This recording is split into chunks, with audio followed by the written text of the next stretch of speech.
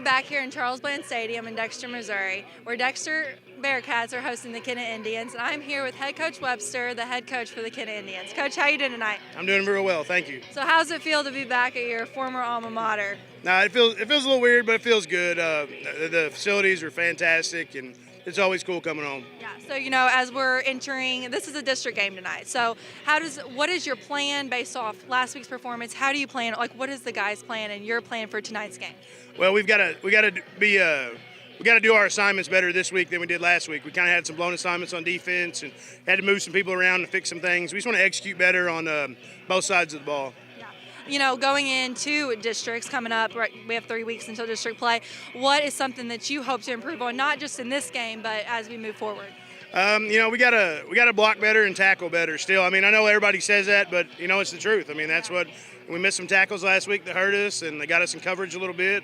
And then offensively, I still think we can block better. I know we usually put up some points, but I still think we could be better if we just keep it all going together and work harder. Yeah. Well, Coach, I'm excited to see what you guys can do tonight, and good luck. Yes, ma'am. Thank you.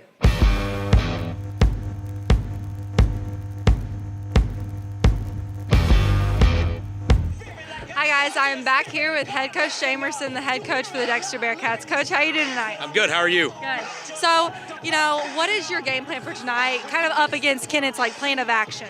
Tonight we just need to come out and be physical and play our game. If we do what we do, we think we've got a shot at winning one tonight. Yeah. So, leading into district play, it's getting a little closer. It's towards the end of the regular season. What is something that the guys have really progressed in and done better as the season goes on? As the season's gone, we've got better at executing, both on offense and defense. We fly around to the football a lot better than what we did earlier in the year.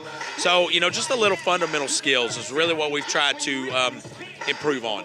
So how important is tonight's game for district seeding? I don't know if that, where exactly you guys are at this moment. Right now I think Kennett's at the 4 and we're at the 5. So, if we get the win tonight, we could jump them in district seedings. But at the end of the day, we just got to worry about controlling what we can control and let those numbers take care of themselves in the long run. Well, Coach, good luck tonight. I think that's all the questions I have for you, so good luck. Thank you. Make sure to tune in right after this at 7 p.m. here at Charles Bland Stadium in Dexter, Missouri.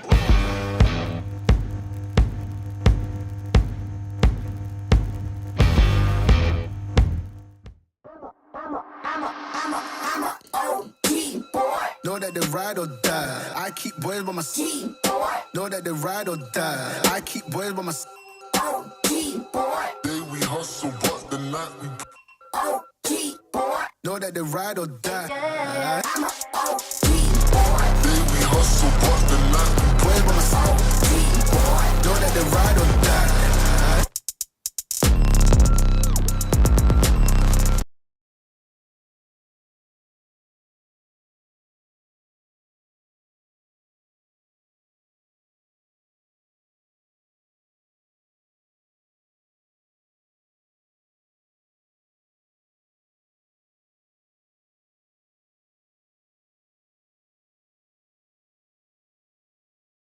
Media Networks, Jim. Welcome to Week 7 here in Dexter. Yeah, hard to believe it's Week 7 already of the season, but it is. And Kennett, 2 teams from the SEMO Central Conference. Kennett comes in, had been on a 5-game winning streak, got that snap last week pretty handily by New Madrid County 60-20. The Bearcats, on the other hand, are on a 3-game winning streak. Took care of Charleston on the road last week, so we're looking for a good matchup tonight. A couple of rankings right now. Dexter right now in Class 3 ranked number 34. Kennett in Class 3 ranked number 22. Jim, let's dive into these teams. Kennett's been very good. Tonight I expect to see Kennett try to do a lot of ball control. They're going to be hat for hat, try to run the ball up the middle. That'll be tough for Dexter to stop, especially maybe some undersized kids there. Well, that's exactly right. As I was looking at the starting lineups, Kennett starts on the offensive line, 4 seniors and a sophomore, and the sophomore goes about 265. Dexter starts, I think 4 on their offensive line, 4 sophomores and a junior. Just not a lot of experience to come up against, and the size difference. So you're right. I think Kennett will try to control it. I believe it's Daniel Boatman is the main running back they have. They'll try to control through him. Dexter, on the other hand, their offense has been pretty good lately, particularly with the running game with R.J. Farmer and Lee Michael McDonald. McDonald's been well there. He will be an interesting factor in tonight's game. Will Kennett kick the football to McDonald and give him the chance to return? I think really a key for Kennett tonight's game they've got to play good defense, watch for the cutback runs. If McDonald gets the jet sweeps, it'll be a little bit different look. Kennett plays a 5-2 defense, see what the edges can do. I don't think the outside run is going to be there on the jet sweeps tonight. A lot of cutback opportunities for McDonald.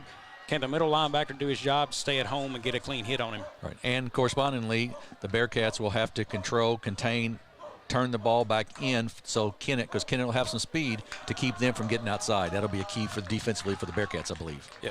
Offensively for the Bearcats tonight, Jim, I think it comes down to Jackson Howard. He's got to have the game of his life. This is a situation where you're playing a team that's ranked higher than you are, who is a tough opponent, and you've got a sophomore quarterback leading the way. I really think Howard has to be able to survey the field, find the open guy. A couple of times I've noticed nobody's open. He may float that ball downfield for a hope and a prayer. Those can't happen tonight. This is a good football team you're playing. He's got to see the field well, check down or tuck it and run, take the yards he can get. Yeah, and Kennett got beat around pretty good last week by New Madrid, so they're out tonight to show that they are a quality football team and a team to be reckoned with in Class 3. So you're right. Jackson will have to have an outstanding game. The offensive line, those sophomores are going to have to really step up and play a huge game, I think, for the Bearcats, for them to be able to move the football in. Speaking of offensive line for the Bearcats, number 66, Peyton Hartline, out for tonight's game. Injury in practice this week. We'll leave that disclosed, but he will be out, so Sawyer Rasher will start in his spot tonight. And another interesting name, another sophomore, Ethan Glause's performance last week down in Crothersville on the defensive end of the ball, very impressive. We'll see the difference Glause can make as we're going to take our eyes to the field right now as we prepare for the coin flip. For Dexter, they have number 71, that is Colin Simpson. Number 22, that is Jackson Graham. Number 16, Juan Cuavez. And number 11, Logan Josephate. And for Kennett, Jim, I will try to get those numbers in as soon as I can identify them. Yeah, we'll just throw it, just while we get a second here, start that starting offensive line, because we don't call their names very often. For the Bearcats tonight, it's Zach Billingsley, Caden Lee, Colin Simpson, Sawyer Rauscher, and Peyton Gerald will start on that offensive line for the Bearcats tonight. And like I said, 4 sophomores and a junior, I believe, there. 1 senior, I take it back. 1 senior, 3 sophomores, and a junior. For the Kennett Indians on their offensive line, it's Jarrett Pullum, Blake Raspberry, Kevin Thompson, Garen Overby, and Calden Caracas, and they all are seniors. So they're going to be – it'll be a tall order for the Bearcats. But, Bobby, the Bearcats the last 3 weeks have played. They've gotten better. They're young, and every week it looks like they get a little better. They can do a few more things and add a few more things in. So it's an interesting dynamic to see. This is a great time for them, I think, to be able to see what they're really made of and how far they've come this season. Captains for Kennett tonight was number 11, Tanner Pierce, number 2, Riley Spencer, number 70, that is Garrett Overby, and the last one, number 58, I do believe, and that is Blake Raspberry. For Kennett as their captains tonight. For the officials for tonight's game, we have Rob Haupt, Xavier Boyd, John Lintner, Logan Dunlap, and Corey Sisk. And Jim, I had a chance to catch up with those guys before the game. Neat deal.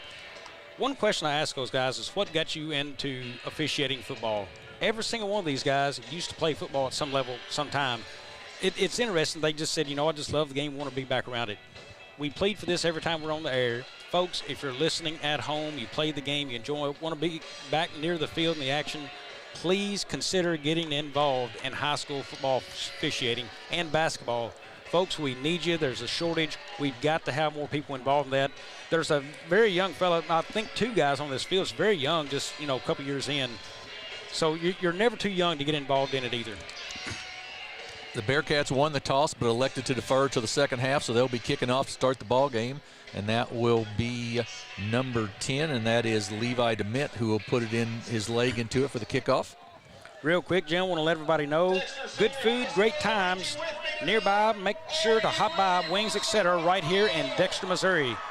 They are tonight's sponsor of the game, and we are getting ready to go for this one.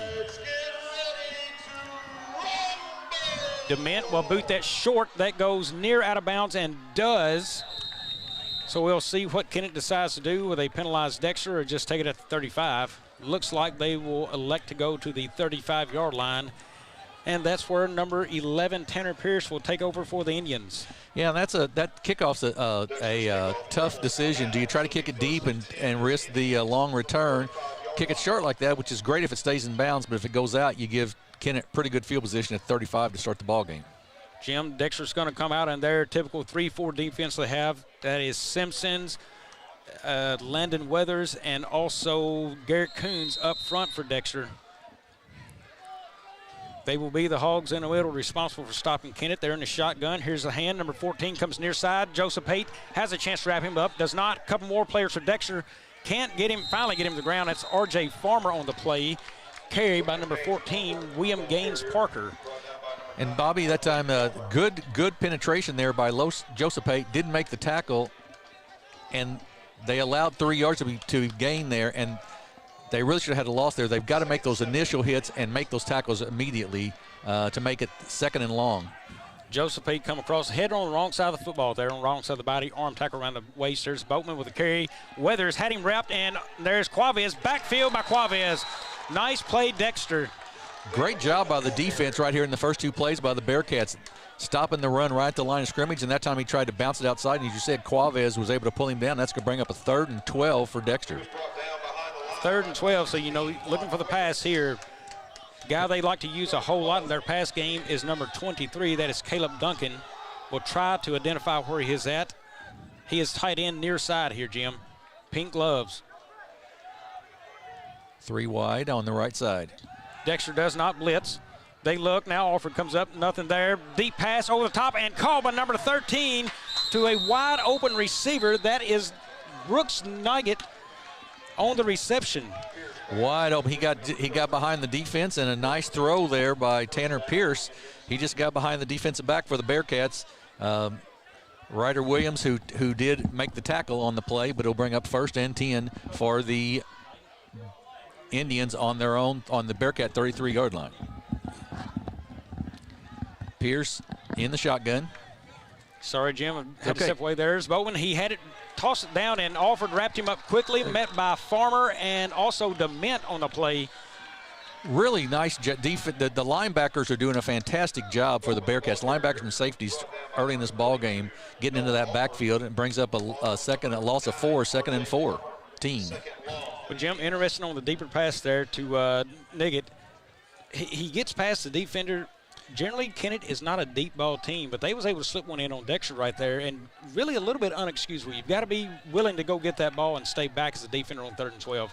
Here is Pierce up the middle. He is taken just off tackle there, down by Farmer, and Pierce kept it himself. He was brought down by number 57, Landon Weathers. And Weathers in on the tackle. Weathers in on the tackle. So 3rd and 10. So once again, a passing situation, and now, since they've thrown it long once, Bobby, your defensive backs probably are thinking, don't let it get behind me. So now it sort of opens up the opportunity for them to pick up that 10 yards on the pass, possibly. Dexter didn't bring much of a blitz the first time, Jim. Rather delayed, if that. Let's see if they'd bring pressure here. Generally bring pressure from the edge. That would be from Alford or Pullum. Alford covers a flat, does not. Here's late blitz, and picked up there by Duncan. But that's the kid, Jim, I told you had to watch, and he just slipped right out underneath him. Quavez with the tackle on the far side. You're right. He came across the field, started on the right side, just ran across the field. Pierce took his time, had plenty of time, and was able to find him for a 1st down at the Bearcat 18-yard line, and that puts the Kennett Indians into the Young Real Estate red zone. That's prime real estate for scoring. For all your real estate needs, see Young.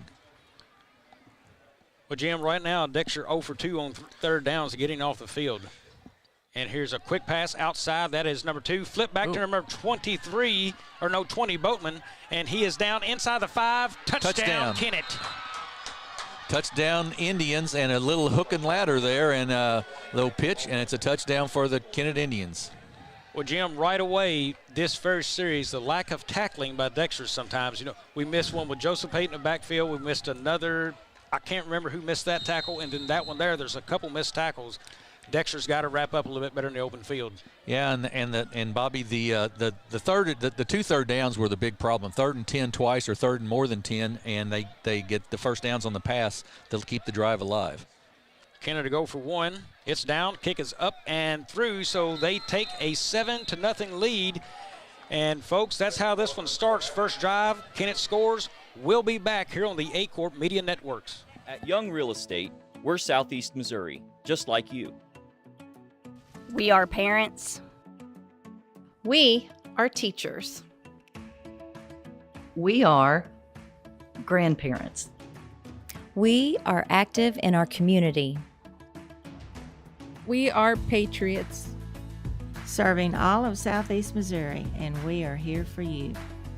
We are young. Welcome back to Dexter. It is quickly 7-0 as we have 9:06 left. Jim, interesting enough, R.J. Farmer, the deep man. McDonald move up. He is standing at his own 25. McDonald's been a lightning rod. When he gets the ball, I mean, this guy is creating all kind of energy and flow on the field. However, he is willing to put the football on the deck. Maybe that's the reason for the move upward tonight. It could very well be. Could be. Kennett will kick this off. That is number 9, I do believe. Flores kicks it.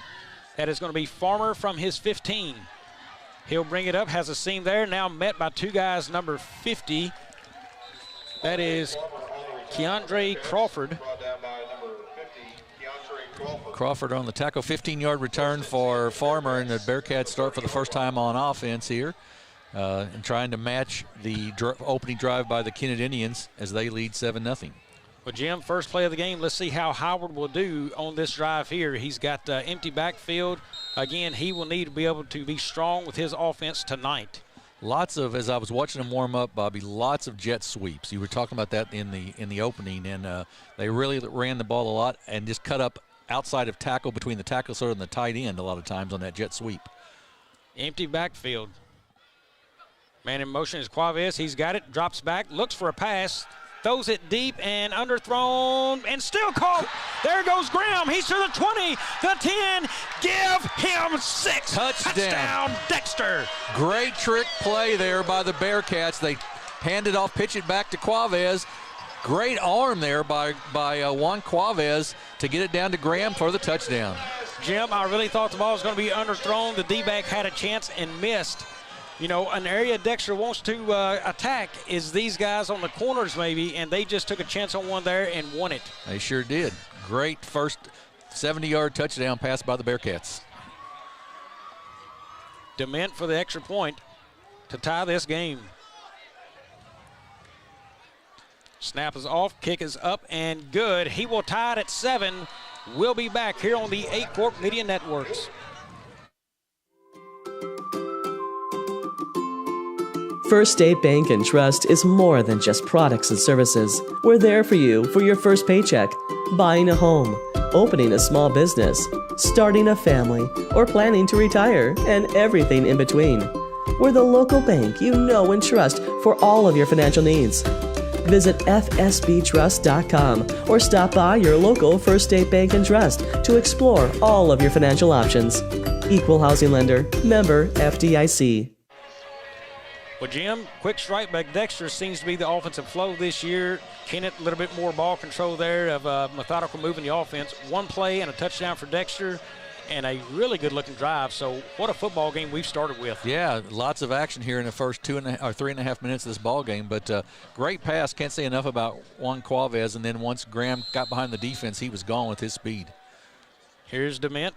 Short kick again. That is going to bounce and out of bounds. So Dexter looking for a chance there to recover by Graham, but unfortunately out of bounds for them. Fortunate for Kennett, they'll get it to 35. Yeah, so it makes the field sort of short for the Indians, and I don't know if that's a concern about the coverage or I don't know. I'm not sure exactly, but it is 1st and 10 either way at 35 for the Indians, unless they I guess they could move the Bearcats back, but I don't think they will. Little uncomfortable maybe on the coverage, and Kennett does have some good speed on their team as well. So, you know, interesting enough that Dexter does that. That ball actually went out at the 39, so Kennett gets to take the advancement. Well, of the football it went there. out at the 34, and I guess you get 5. You can take the 5 yards if you want on top of that. So it took it to the 39, and they've got it 1st and 10 there. Braden Barnes, number 67, checks in for Dexter on the D line. Here's a snap. Here's a blitz from Alford. Had a chance, missed his man, and another one coming. Farmer, Alford, ball's loose, and it's all over the place. Dexter all over him. Jim, I just called for the Dexter pressure, and here we have it. Dexter's football recovered. Looks like Nolan Alford with the recovery, and the Bearcats will take over 1st and 10 inside the 30-yard line of the Indians. Great call, Coach Lumica. Dialed up the pressure, Alford on an untouched blitz. First man there missed. Farmer right behind him from the same spot, just looping right around that edge. Again, more pressure. And then there was a slew of Bearcats there, and football Dexter. Ball came loose out of Pierce's hands, and Nolan Alford with the recovery. 1st and 10 Bearcats. See if they can capitalize on the mistake. Jim, defensively, Nolan Alford had an excellent game at Crothersville last weekend. 2 forced fumbles and a blocked punt, along with several tackles, and he is following up again this week. Here's Howard. He's in the gun. Quavez in motion. Hand up the middle to Farmer. He is hit immediately and taken down, number 75. That is Evan Parker. Farmer picks up about 2 there. Be 2nd and 9. Bobby, this is a big series, I think, for the Bearcats early on to really keep that momentum after the fumble recovery, the big touchdown pass, and the fumble recovery. They need to try to get some points on the board right here. Well, deferring the football, going down 7-0, and in tying 7, now having a chance to take a lead in this football game this early. Big opportunity for Dexter here. Absolutely.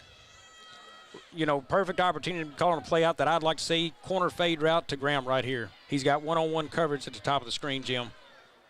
That's McDonald in motion. Here's the fake hand. Howard's going to roll out his side. He stops, throws too deep to the end zone, and incomplete. Over the top. Little contact down there. I guess the ref felt like it was not catchable. Good job of Howard in the pocket, rolling out in the pocket there as he saw the pressure come in and to get the pass off, but just a little long, and it'll be 3rd down. Well, and if you can't get any positive yards on that play by tucking and running, the best place he could throw it is over the top, and right. we either get the touchdown or incomplete pass. Exactly no right. Harm, no foul. Yeah, that's right. That's exactly right. So it'll bring up a 3rd down now. Howard checks the wristband, has his team here. He's flanked by Farmer to his right. McDonald at the bottom of your screen. Keep an eye on him on a jet sweep, possibly. Here's the play. Comes backside to McDonald. He tries to cut it inside. Nothing doing. Jim, like I said, a much different team here, disciplined from Kennett. Right. Handoff actually that time in the backfield, I believe, to Farmer, and then they turned around. He turned and handed it to McDonald. And so we've seen some trickery right off the bat here from the Bearcats, both with the first touchdown pass and then that one that brings up 4th down and about 6 yards to go. And the Bearcats, of course, inside the 25 of Kennett, so they'll go for it.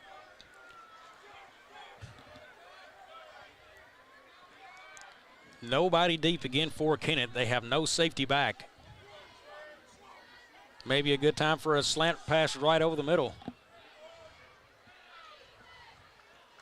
Howard in the gun again. Here's McDonald going far side, cuts it inside, should have went out, and he is taken down short of the first, Jim. Going to be short by about a yard or so, and it'll bring up a turnover on downs. Bobby, this is one of those cases, maybe I'm old school there, but this is where I wish you had a tight end that was really involved in the passing game. Right there, as you said, that slant across the middle out of that tight end spot where you got a big kid who can catch that ball across the middle for 7 yards. Travis Kelsey's made a pretty good living with it with their Chiefs, and that's just what you'd like to see right there, something across the middle. But Jim, it'll be Kennett's ball. What's coming now? Does Dexter bring the blitz again? Do they sit back and play defense behind the line of scrimmage? Interesting call. Here's Kennett. They look quickly. Quarterback Pierce takes it, hit high there. But he picked up about 11 on that. And you're right, hit high and not hit at the knees like you need to bring him down. Well, and again, for Dexter, poor tackling. They had some guys around him, probably for a 2-yard gain, and he winds up with a 1st down run. Dexter's got to get people on the ground quicker. You mentioned Ethan Glaus in the pregame. He's in the ballgame now on defense on that right end spot. He was an absolute monster in the second half of that football game last weekend at Crothersville. Let's see if he can do something here for Dexter. Kennett, though, would rather have none of it. Here's Pierce. He drops back. Dexter pursues as he's rolling. Here comes a flag. Pass incomplete. Would guess that would be holding in that where that is. We'll see for sure, but I would sort of guess that. We'll see what the call is going to be. It is holding on the offense, and that'll move the Indians back 10. Both sort of an odd set there for the Indians in that they had both wide receivers in the same location of the field. And, you know, I mean, one was 5 yards in front of the other, but really you got to space them a little better, get a little better spacing than that to get your passing game to really work effectively. Kennett now will slow the game. They look to the sideline. No hurry here. 1st and 20. Ball sits at the 20.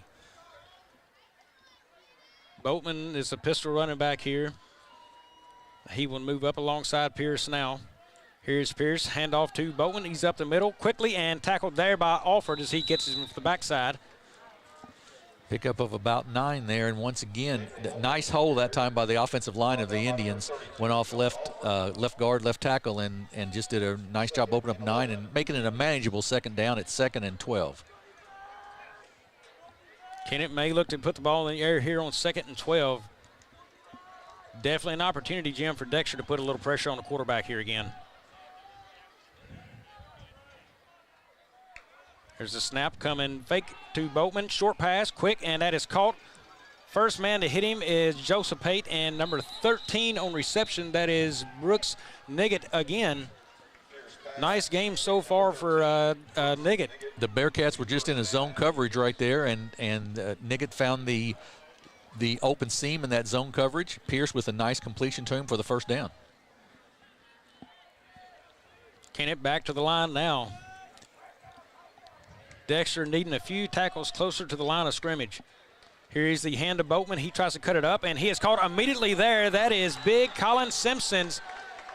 Jim, you call for it, and they give it. Yep, Simpson with the big tackle, and it brings up a 2nd and long. The running game, generally, the running game has been stopped fairly well by the Bearcats tonight. It's been the passing game that's hurt them, but so it brings up 2nd and 11, and we'll see if Coach Webster wants to draw up a pass play here across that middle potentially, or he had in that last series he had a kid wide open on the left sideline, so we'll see if that maybe comes into play here. Pistol formation again. Here's a snap. He will pass. Here comes Alford again on a blitz. Has a chance. Throw is complete. That is number 14, and he's got room and more. Look at him go. 30 to the 20 to the 10. Give him 6. Kennett. Touchdown Indians, and once Pierce caught that pass, I believe that was William Gaines Parker. Once he caught that pass on the outside and got past one man, he was gone. Alford just couldn't get to Pierce in time in the backfield. Pierce did a nice job of rolling away from that pressure. Do it to the right side, and it's 6 for Kennett, and we've sort of got a shootout going on. Well, Jim, right now, if I'm Dexter, I'm trying to find out how to cover up loose receivers.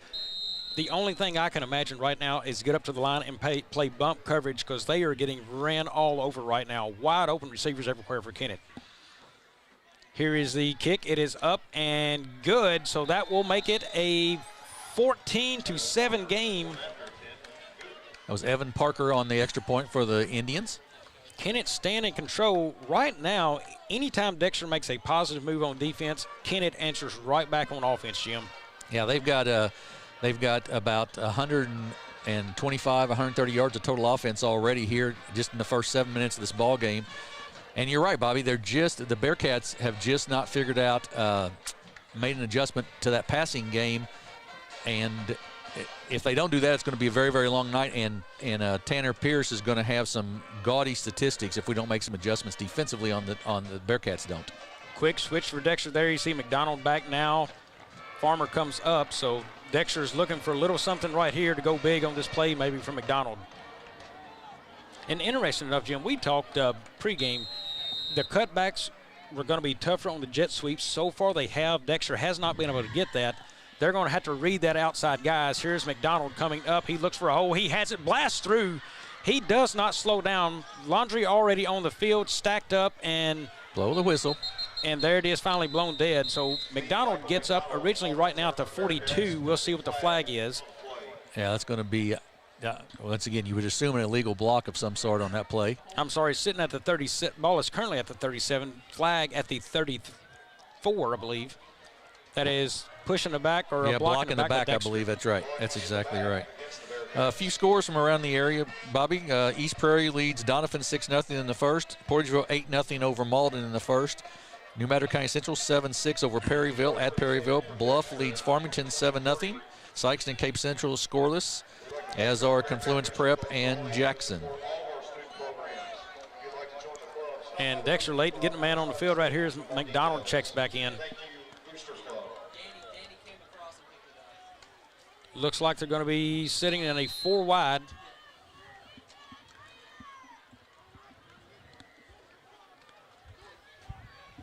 Kennett switching a few men on the field right there. They will get that set. Dexter still in the 4 wide. McDonald is the slot tight to the line there. Here's Quavez in motion. Pass quick from Howard to Graham. He tries to get it outside, does, picks up a few yards there, and is going to be knocked out on a, looks like about a 3-yard gain. Stayed in bounds over there.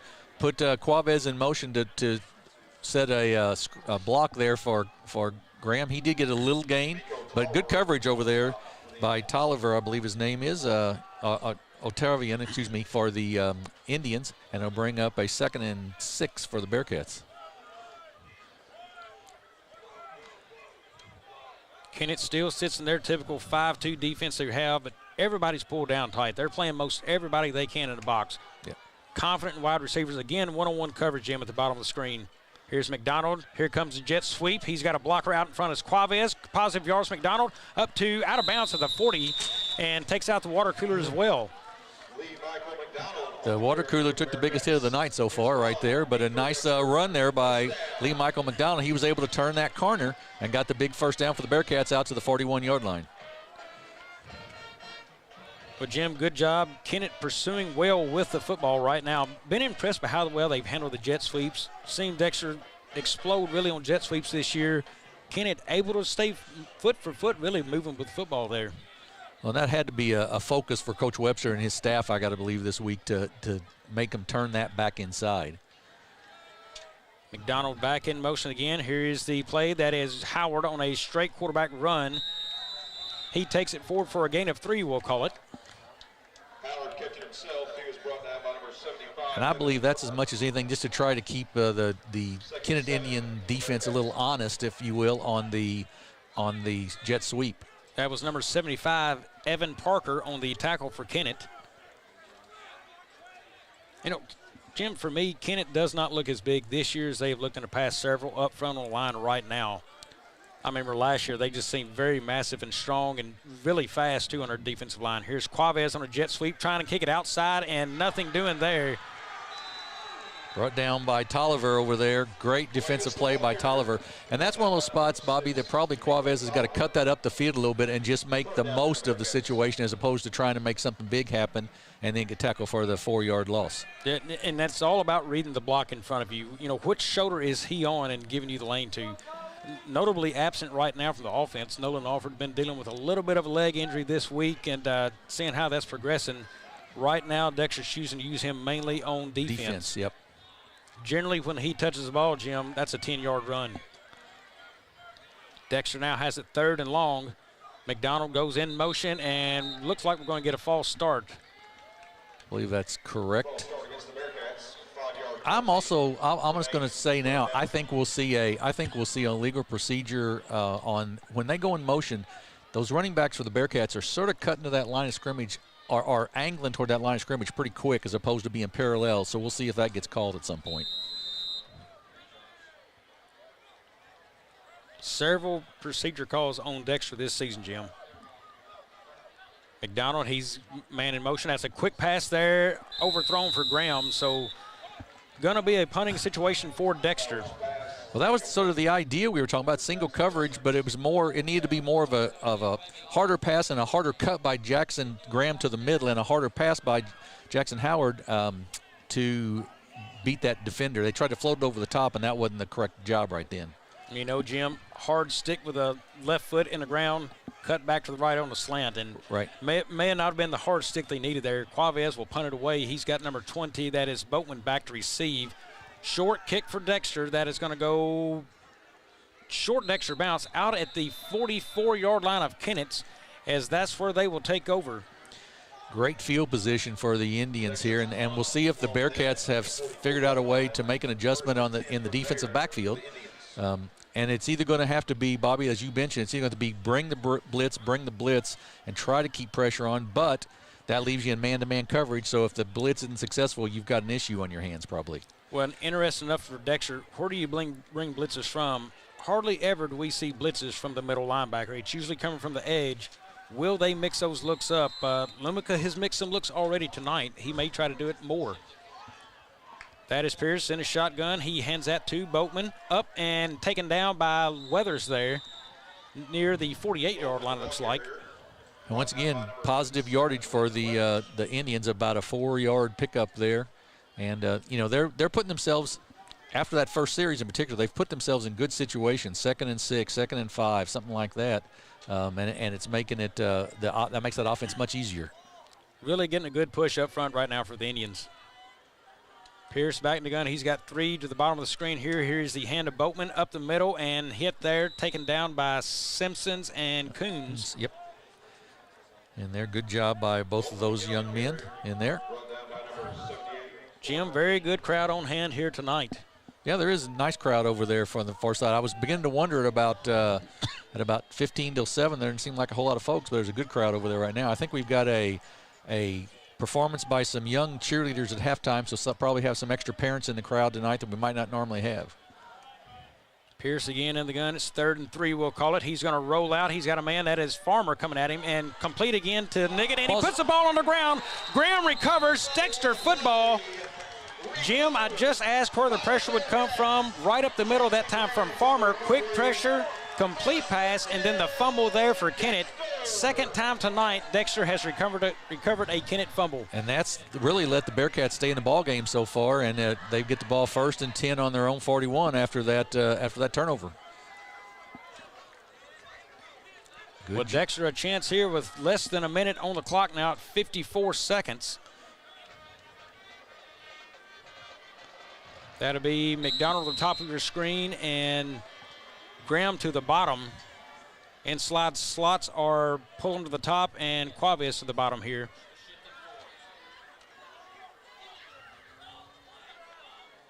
Howard in the gun still. He'll bring now Farmer to the side of him. Here's Quavius in motion. Here's a play. Pitch outside to Farmer. He's going to look for a lane. Cuts it up for a couple. About a gain of 2 for Dexter there. Yeah, good job over there defensively by the Indians once again. I believe that was Spencer on the tackle for the Indians, and just a nice job of forcing Farmer back to the middle, and that's where you want it, where you've got extra help. Jim, and notably on this offense, generally speaking, one of your best wide receiver blockers or slot blockers is offered, who's out of the game, makes it a little bit tougher getting those edge plays out there for Dexter right now. That is McDonald in the motion there. That is Farmer up the middle. Nice move by Farmer. Look at him there. First down yardage, R.J. Farmer, as we look like we have an injury on the field for Kennett. Yep. Looks to be holding the leg there, maybe kicked in the shin. I think that is number 8. It is. That is correct. Travian Walls, I believe. We're going to have an official's time out there. He is down. Jim, we're going to quickly go to a break, let them take care of him. We'll be back here on the Aycorp Media Networks. The best fall tradition in Northeast Arkansas is back, Pumpkin Hollow. Make sure to try out all the exciting things that Pumpkin Hollow has to offer. Get in the action on the breathtaking zip lines. Get up close and personal with the friendly farm animals. Get lost in the enormous corn maze. Get your thrills at the scariest haunted attractions in Northeast Arkansas. And don't forget to pick out the perfect pumpkin or fall decoration to take home and enjoy. Only at Pumpkin Hollow, the fall tradition for the entire family. Jim, they have got Walls off to the side of the field there. Looks like he was kind of grabbing at the high ankle right there, possibly a high ankle sprain. We will not know, but best we can tell, as far as the health of the player, though, he looks fine. Just an ankle injury, looks like. Yeah, not putting much pressure on that foot, but you're exactly right. Nice run there by R.J. Farmer. Good little, just a quick hitter up the middle. Good speed and a nice little move there late in the run to get the first down. Here is a happy guy to be on the field on offense right now for Dexter. Number 11, Logan Josephate. He has been absent since week 1 on offense. Really physical, strong runner. He is in motion there. Hand goes to Farmer up the middle. Short game for a gain of 1, we'll call it. And that's going to probably end the first quarter here as time runs down. Again, that's Evan Parker on the tackle for Kennett. He has already had, I know of 3 tackles in this game tonight. Yeah, he's played well. He has played well. That will take us to the end of the first quarter, Jim. What a good one we've had so far. It's 14-7 Kennett. Back in a few.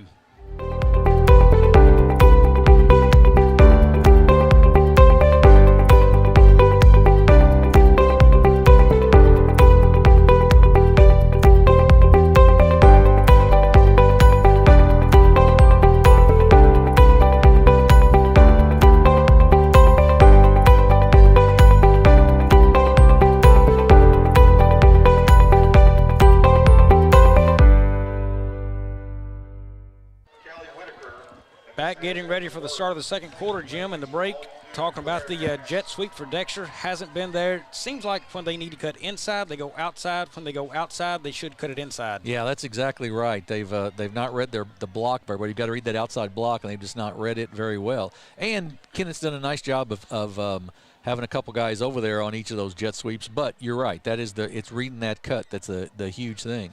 Bearcats will have the ball with the wind at their back this quarter, which will be helpful probably both in the passing game a little bit and in the kicking game. So see how that goes. The Bearcats do have the football in Kennett territory, 2nd and 9 from the Kennett 46-yard line. Jim, while I have a second, I want to let you know that we here at Aycorp Media would love to have your business as a sponsor of our broadcast. We provide several different ways to advertise with us, from 30-second commercials that you will see during timeouts, which we can help you with if you don't have your own, to advertising by the reads by the announcing crew to the banner and across the bottom of the screen during the game. If you would like more information, please contact Philip Britt, and I will continue that after we get this penalty called in. It's going to be, I believe, offsides on Kennett, but we'll see. Yep, offsides on Kennett. They did jump.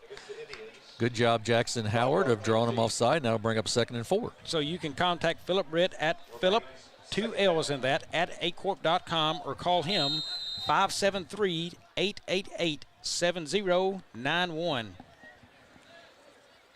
So Dexter will have it now 2nd and 5. Howard in the gun. Again, Joseph Pate back in the game. Here comes the play to Farmer. And there's the block we're talking about. Joseph Pate, nice block on that. Yeah. Something they're missing without Alford in there, but Joseph Pate quickly able to pick up and do what he has done so far this year. Yeah, and that opened up that from being a no gain to about a 3-yard gain there, so it'll bring up 3rd and about 2. Jim, I believe I said it on air a couple of weeks ago. If you want to play in this game as a slot guy, wide receiver, you got to be able to block. You got to block. That's exactly right. If you can't block, it's hard to get the guy on the field. No matter how good he is, his speed, I mean, you're one-dimensional. And when you come into the game, it's pretty much known the ball's probably going to that guy.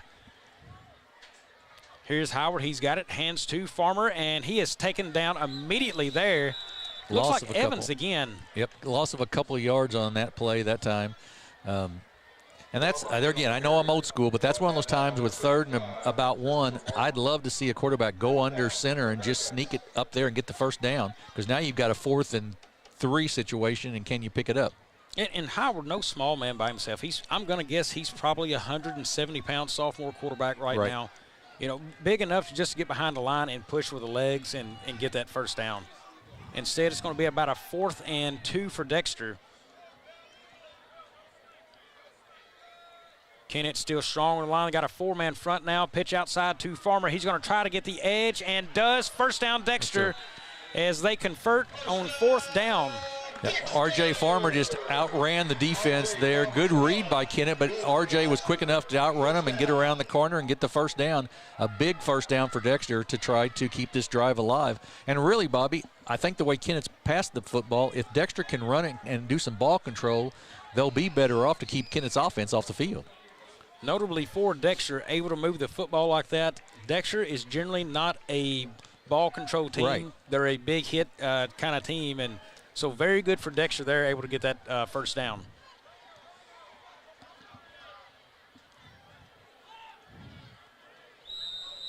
And now we're going to get a timeout, looks like by Dexter here, as that will take us to a break as well.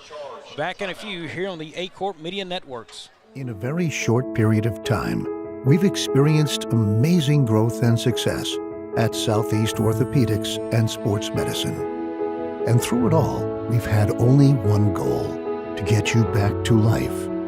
And when things get better, when you feel better, we'll be right here to cheer you on. Southeast Orthopedics and Sports Medicine, always by your side.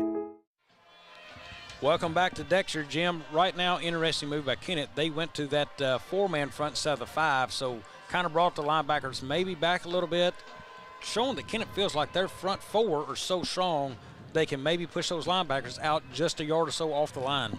And really help with that jet sweep that you were talking about earlier. You're exactly right. And that may have necessitated the timeout by the Bearcats there. As you got a sophomore quarterback, probably want to make sure he gets the right decision made there. You know, really right now from Howard, we said he needed to play a game of his life. He has not played a bad game. No bad decisions with the football, throwing it in bad areas or in traffic. You know, the one overthrow was not a problem in the end zone. It's either a touchdown and that's going to be Joseph Pate taken down immediately again, and that is Evan Parker. And that was all about the snap right there. It was a bad snap. Howard had to pick it up off the ground and threw the timing completely off, and that makes it 2nd and 14. And right now, Dexter has got to find a way to stop number 75 from coming through the line. He is absolutely mauling the Dexter offensive line up front. One-man wrecking crew right now, Jim. Yeah, he really is, and they're going to, whether they have to double team him or whatever, they're going to have to find a way to try to stop the big senior. Farmer back into the game as your running back now.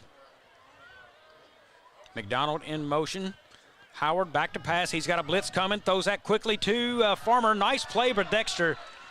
Jim, another play from Howard I really love. He didn't panic and throw it up deep. He checked down to Farmer. I love the play from Howard. Yeah, really, really nice job by the sophomore right there as the pressure was all over him. But you're right. He checked down to Farmer and took the 7 or 8 yard pickup instead of maybe throwing into coverage, and it'll bring up a 3rd and about 5 or so. So it's, you know, manageable. This is 2-down territory for the Bearcats. An immature quarterback would have thrown that deep and just trying to get away with a pass to complete somebody. Shows his maturity getting it to his running back there. Yep. Dexter checks the wristbands now. Farmer to the right of Howard. Nobody up top of the screen for a wide out. Here's Quavez in motion that direction. Handoff back to McDonald, who fumbles the football, and it is loose. Recovers at the 40-yard line. Well, that was a double handoff right there, and that's the second time we've run that tonight. Don't know if it was going to be successful, but certainly when we put it on the ground, it's not going to be, and it brings up a 4th down, and now the Bearcats have to decide, do they try to punt it or do they try to go for it on 4th and 15? Jim, I'm a little surprised at 4th and 15, offense still on the field. Me too. I would think, you know, with a 7-point game, you'd like to probably see if you could get them down there to about keep them inside the 10 maybe someplace, and then get your defense to get a stop. And at this point, pin it down deep is what you've done. Defense have not been bad on running plays, passing plays. They've given up a lot here. Here's Quavez in motion. Dexter will be back to pass.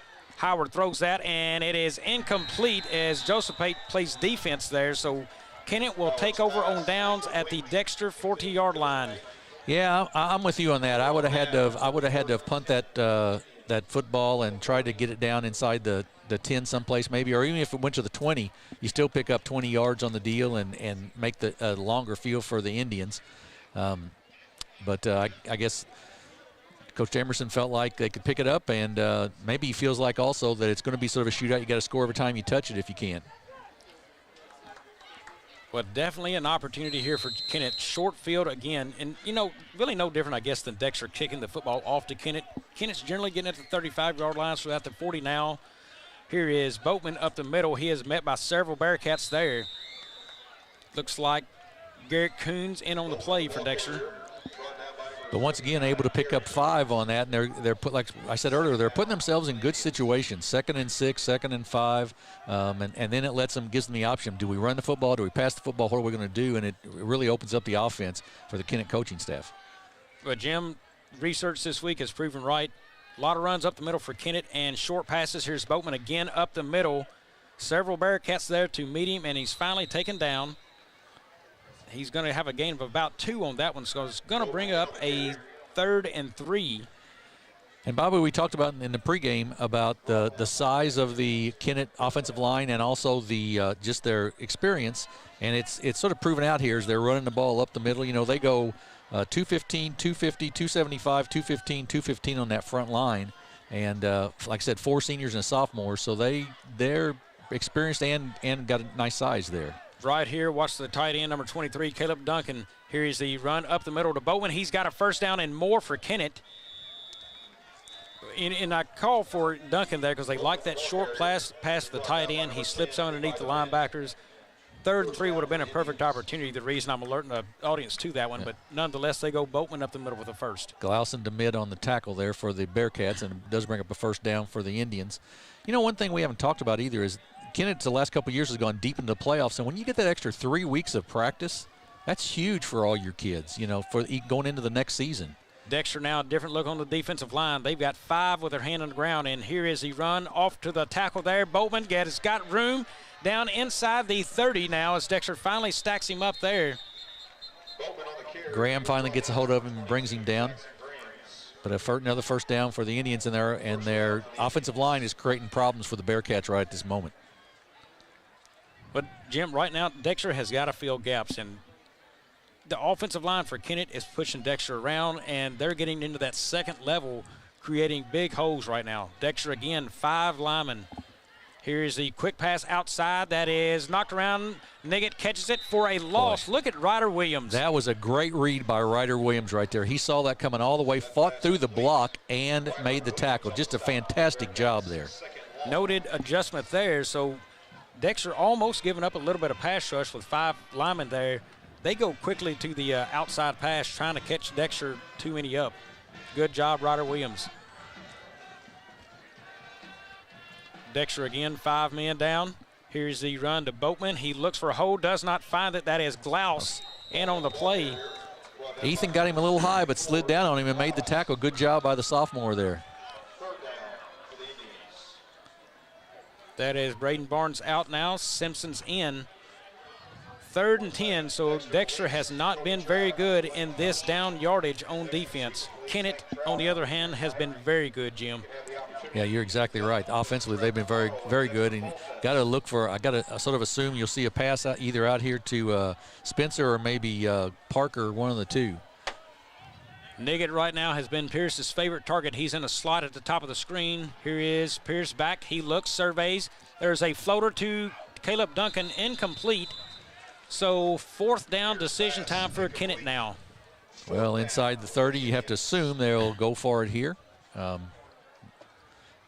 we'll see. I believe the Bearcats tried to blitz a linebacker right there, and he was picked up pretty nicely. But and so Pierce had quite a bit of time to throw a football, but the coverage was good by the defensive backfield of the Bearcats.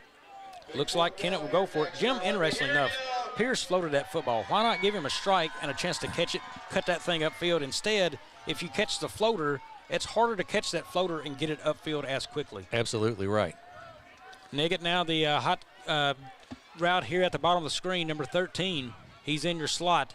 Empty backfield. Here is Pierce. He rolls right, looks for a man, throws it. Wide open there is Caleb Duncan, knocked out by Logan Josephate. First down, Kennett on 4th and 10. Boy, what a nice route run right there by the receiver for the Indians. Down, went straight to the sideline, knew where the 10-yard marker was, went about 12, and got the first down. And they put Boatman in motion, the running back, in at about the 25-yard line, and then put the other defender farther down the field for the first down. Young Realty time for Kennett. Here is the handoff to Boatman up the middle, met by a slew of Bearcats. Well, Jim, as Dexter tries to dedicate more people to the middle of the ball field there to stop Kennett, that pass right there just negates all of it. Right, exactly right. Well, and that's part of the problem when you either try to blitz or try to stack that middle up a little bit, then those outsides are a little wide open. And you're right that Kennett is in the Young Real Estate red zone. That's prime real estate for scoring, and Kennett's done it twice already tonight. Kennett now got the ball short field at the 40-yard line. Dexter handed it over there, and now they have 3 in the backfield, double fullback, and Pierce fakes hands off. Got a man, throws it to the end zone, incomplete, just out of the reach. Just out of the reach. You're exactly right. That the Bearcats sold out to the run that time, and it was wide open out there on the pass, but just overthrew him just a hair. Jim, my analysis, the quarterback did not get stopped and set enough to throw him a good pass. And he had all day to set, and he had enough time. The receiver was not covered hard at all, so he had plenty of time to set his feet. You're exactly right. Kennett brings their regular set back in now. Little different formation, a little tighter to the line. 3 bunch to the top of the screen, 1 to the bottom. Here is Pierce, looks to pass again, blitz coming. There's Bowman up the field, touchdown, Kennett. Just Dexter has not read that running back out of the backfield very well tonight on the pass. An easy touchdown there. Boatman wasn't even touched, and it makes it 20-7. Kennett with the lead. But Jim, while I can appreciate the blitz, sometimes you got to blitz from both sides, and that's backside blitz left that side of the field wide open. No hand in the face, somebody to block it. And really, a linebacker has got to either find that guy, float out with him, somebody, or possibly a middle linebacker. Somebody's got to account for that running back coming out of the backfield. Right, you're exactly right, and that was sort of the situation right there, and that's when you sell out on that. That's what you get. That's going to be a procedure. They were trying to run a extra offensive lineman on, but can't be doing that. So that's a legal procedure, and a move Kennett back 5 yards. I have to kick it again. Funny that is defensive nose guard there, Evan Parker, as a kicking specialist for Kennett now. Yeah, I saw that. He was also when they put that big backfield in, he was the fullback in that big backfield when they went full house backfield a while ago. So he does a little bit of everything for the Indians. Really a kid who has caught my attention tonight. Yeah. Been very good on the field defensively here, kicking the football now for him as they'll back that up and try again for the extra point. Have all 11 on the field now. And here it is. Parker kicks that up and good. So Kennett goes up 21-7, 3:55 left here in the second as Dexter will look to get this kick. Jim, Dexter's got to start doing something with the football and positive yards. Right. Yeah. Well, and they've sort of shot themselves in the foot. They had a nice nice drive going on that last series, and then on the double handoff, a fumble, and made it 4th and 14 then or whatever. You've just got to pick up that 4 or 5 yards at a time, or try to strike down the field with it, one of the two, quickly. But either way, you're right. They've got to get some positive yards. And quite honestly, Bobby, defensively, they've got to find a way to stop the pass. They've done an okay job with the run, but they've got to find a way to stop the passing game, and they've just not done that. And to be fair, Tanner Pierce has done a nice job of finding his wide open receivers as well. He's done a good job on that. That he has. It'll be number 9. That is Flores to kick for Kennett. Dexter has McDonald, the deep man. Just in front of him is Farmer. That is going to be kicked deep to McDonald. He'll have a chance from his 10. Here he comes, up past his 20 now, up to the 30. Has room on the outside, up to the 40 now, past the 40, outside at the 45 is what I'm going to say. The official doesn't agree with me. He says the 43, Jim. The 43, but it's still a nice return. And Lee Michael McDonald, I mean, you can really see it. The kid, when he catches the football, he's got all sorts of speeds and all sorts of moves. Great opportunities. He can really create some problems for the other team. Something with his running style I've noticed differently from a lot of kids. He takes very short, quick, choppy steps, and it allows him to shift and move so well within small holes that most kids can't make. He doesn't really cut. He just switches directions with his feet so well. It's not a hard cut with the upper body. It's just his feet can turn directions so well, Jim. Right. Howard back in the gun. He puts Joseph Pate in motion, and Kennett jumps, so Dexter will get an easy 5. Yep, that's the kind of thing that will certainly help the Bearcats out. They need to be able to – they really need a score right here. We've got 3:48 to go in the first half. If they could cut it to 21-14 before halftime and get the ball to start the second half, you're feeling pretty good about yourself. McDonald checks back into the game now as Joseph Pate is out. Dexter looks to be in a 4-wide set. They've run that pretty exclusively tonight with just one in the backfield, yeah. Jim, we saw this first game of the year. The hook and ladder from Dexter, have not seen that play since the rest of the season. Was successful on her, I believe, for about a 19-yard play. Is that is Farmer upfield and out at about the 40-yard line as he picks up the easy first down for Dexter. He was led there by Lee Michael McDonald, and it wasn't a great block, but it was enough to spring Farmer around the corner, and that's all it really takes. Just to get in the way sometimes is good enough. That is something to keep in mind. Will Dexter pull that play back out again? The timing of it against Scott City, it was early in the season, early in the game, really. I think maybe the third quarter, earlier than I would have thought to use it, but again, haven't seen it since. Dexter looks to the sideline now. They'll get the play in. Keep an eye in the middle of the screen there. Big number 75, Evan Parker. Huge game so far. That is McDonald in motion. That is a fumble there, and Kennett all over it and picks the football up. That is number 6, still on his feet now and down at about the 39-yard line. That is Tolliver for the Indians with the recovery. Jamiko Tolliver, and Kennett now is sitting right here again. 3:32 left. Jim, they can take a commanding lead of this football game here before the half with the score. Yeah, that was a very ill-timed turnover for the Bearcats, and that was just one that Jackson Howard took his eye off of a little bit, and it got past him. And when it did, Tolliver did a nice job of shielding Howard from getting to that football and taking the time to pick it up and then taking it down a little ways before he was brought down. Very well noted you made there that he did a good job blocking Howard away from it, making sure they could get to that football. I mean, that is a team play right there. Selfish really play was. is trying to pick up the football. Team play is make a block so the other guy can't get it until you can get the resources there. Kennett now double backs. Here's Boatman. He has got help. Flea flicker play to Pierce. Deep ball by Pierce is going to be over everybody. Ooh. So incomplete. Intended receiver is number 2. That is Riley Spencer. And Spencer made that closer than I thought he was going to on that pass play. I thought it was well overthrown, and it ended up being just about a stride overthrown. Well, Kennett was going for the kill right there, Jim. Yep. That would have been a 3-touchdown lead. And you see teams do that a lot of times, especially if you've got the lead after a turnover like that. Just try to strike quick, and in that case, of course, a little trick play with the pitch back. But And very well timed. That's first Sure. down, take the chance deep. Now you know what you need to do the rest of this set of downs. Here's the hand to Boatman. He cuts that outside, looks for room. Not much there as he picks up maybe now a 3-yard gain on that. yeah, picked up about 3. Looks like DeMint was on the bottom of that pile, and maybe also I believe it was probably maybe Weathers in there as well. That is Coons out, Glaus in now for Dexter. Big third down of course, the Indians are in 4-down territory here. 3rd and 6 to go for Kennett. Here's Pierce. He's got it. Looks for the quick strike. Nothing there. Cuts that outside. He cut it right inside of where the tackle would be.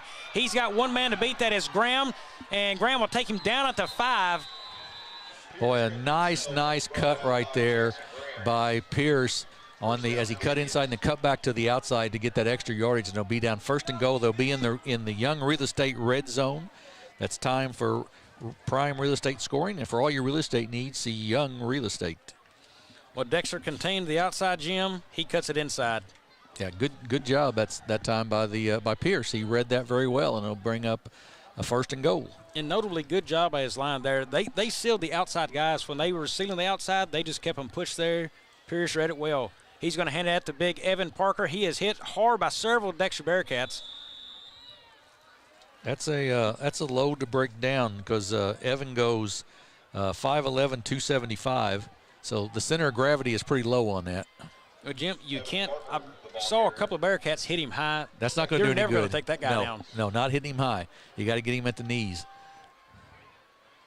Grab the ankles and pull them as close as together as you can and watch him fall and holler timber. Boatman in the backfield. He's a deep man. Parker will try to lead him in. Nope, short handoff. Could not tell the ball carrier there. Did not get in, though. It'll bring up 3rd and goal. Jim, for Dexter, it seems like they have to sell out one way or the other. We're going to sell out inside. Yes. And give up the pass on the edges or protect against that and give up yardage up the middle. I think that's exactly right.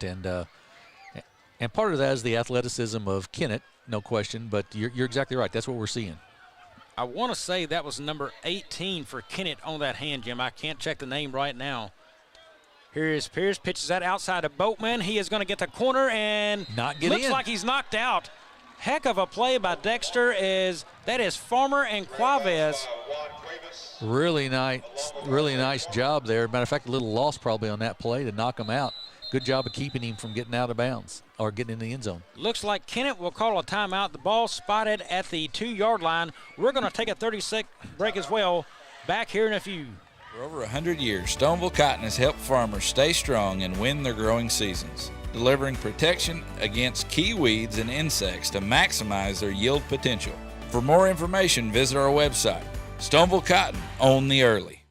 Mathis Funeral Home of Dexter and Bernie strives to provide their community with the accommodations and services needed to relieve your family during times of loss. For more information, give them a call and see how Mathis Funeral Home can help meet your expectations in celebrating your loved ones. Mathis Funeral Home. Back ready for the goal line stance for Dexter. They have denied there on the last play, Jim. What can they do here? Well, it's a big play right here, and what does Kennett do with it? You know, the wide side of the field's the right side. Do you try to roll Pierce out that way, give him the option to run our pass possibly? Looks like they've got a full house backfield back in the ball game. They've got Parker in there, and they've got I believe Morrison Jackson in there as a fullback. Here's the play, goes to Bowman up the middle, and touchdown. Kennett. Just ran behind the hosses there and got the touchdown. Jim, I want to note the beautiful camera work by our guys there, getting really good close looks at the play there right on the goal line.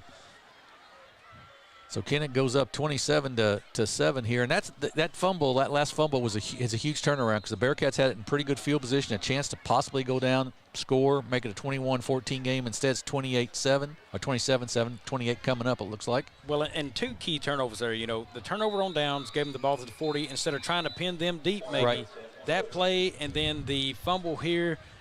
Just two bad series for Dexter. You know, that takes me back to another game that just kind of fell apart for them, Sykeston, that we had here. You know, they had the fumble on the punt and then an interception, and it all fell apart for Dexter. Two back possessions here has kind of had the same scenario for them. Yeah, exactly right. And it's 28-7. We've got a minute 20 here before halftime, where the Bearcats try to get in and regroup a little bit. And offensively right now, Jim, Dexter has not had any kind of sink or flow. Really one big play from the line of scrimmage, the trick play earlier for the wide receiver touchdown. But outside of that, a run or two from Farmer, but nothing sustainable for Dexter right now offensively. Right. You might pick up you might have picked up a first down or two. You're exactly right, but you haven't been able to put a good drive together. And like you mentioned, they're a team that is a quick strike team, but they've sure not been able to get that accomplished tonight. And you know, notably, they've had some injuries this week. Things have slowed them down. A lot of things that I can't disclose as far as team injuries and what they fought through this year. Things going on that, boy, it hampers what you can do as a team sometimes. Here's Kennett. They kick that. It's going to be a short kick. Looks like it's going to hit, and that is in no man's land. Joseph Pate picks it up and loses a football and now falls on it. And if it could go wrong right now for Dexter, Jim, it is going wrong. Yeah, it's the ninth inning for the Cardinals this afternoon right now for the Bearcats a little bit. It is everything that could go wrong is going wrong. They just need to be able to get through this last minute 15 or so, get into the locker room, regroup, discuss, calm down. Let's just get out there, play our game, try to score on the first possession of the second half, and then see if we can get a couple stops. Now, Jim, notably, usually the back man makes the call. That play is well short of him, so that takes McDonald out of it. Right. Now that is between Farmer and Joseph Pate, which Farmer's got to communicate that. That's harder for Joseph Pate. Over the top is Farmer coming up to get that and build speed and momentum. Right. Got to be communication there from Dexter. Short a player, so. McDonald again slow on the field. They've got three wide at the bottom of your screen. One wide at the top is Graham. Here's Howard, shotgun. Looks for the quick pass, has it out there.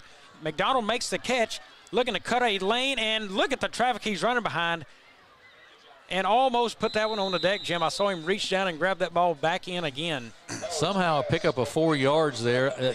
I don't believe that was exactly the way that the coaching staff drew that up when you have two wide receivers at the same time going up after it. But somebody missed an assignment. Somebody missed an assignment. That is a screen bubble pass there. Yeah, but when you got two kids trying to catch it, nobody blocking that, it didn't work out very well in a bubble pass. Dexter needs to move the football quickly here. They've got it'll be right at 30 seconds when they snap, and a timeout. Precious seconds off the clock before that timeout. We will keep it here as there's 34.7 left in this one. Earlier this week, the Aycorp Media team sat down with Amy Cowart, head coach of the Clarkton High School varsity and junior varsity volleyball team, to discuss her affiliation with FCA. Coach Cowart gives her testimony on how FCA has impacted her life and her hope to inspire those around her to be involved with FCA. Stay tuned for Coach Cowart's FCA Spotlight interview coming up next. Jim, if I can track him down and get him up here, third quarter we will have Aaron Pixley up here in the booth with us to talk with us. kind of what life has been for Aaron since retiring from coaching. And I'm sure an interview you'll be glad to be a part of if we can get him up here. Boy, it should be a fun one to have him here. Should be. Remember, tonight's game, Kennett, they are the team that sent Aaron Pixley into retirement. That's true. That's true. We'll have opportunity to discuss those and more with him, hopefully. And I would bet you that he'll tell you what I would tell you about retirement. He's not regretted it a bit, I would guess. Well, we will get to all that talk in a moment. Right now, it is Dexter football second and about 6 right now. Howard on the gun. Dexter needing to move the football, and we've got an official on the sideline stopping the play. Something. I think that may be blood. Oh, maybe blood on Graham. If you've got blood, you quickly have to check out of the game. Yeah, right. So that will. And they pointed to the leg, so we will see. And bring Ryder Williams into that spot.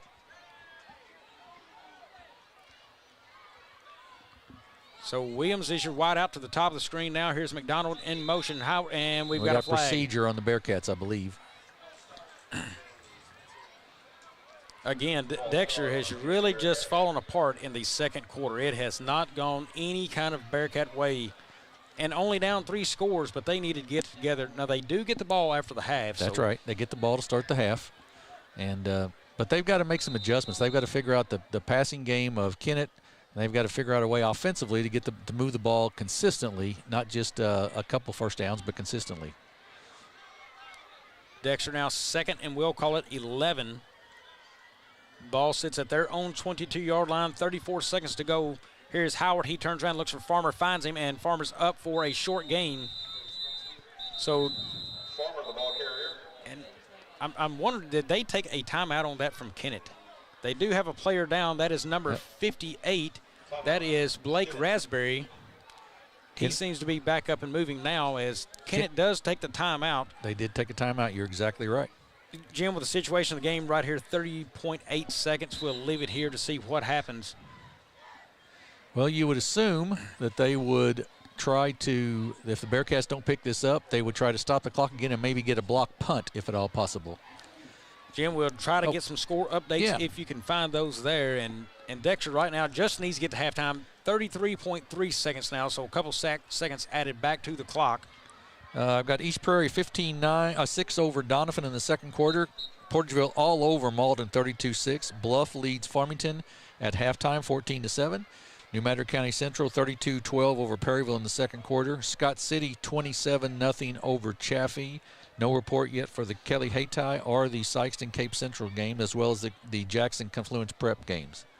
You know, Jim, with the inconsistencies of Poplar Bluff, I kind of had Farmington maybe pick. They had a good game last week against Cape Central, and, you know, Poplar Bluff now putting together 2 weeks in a row of pretty good football. Right. Here's Howard has it.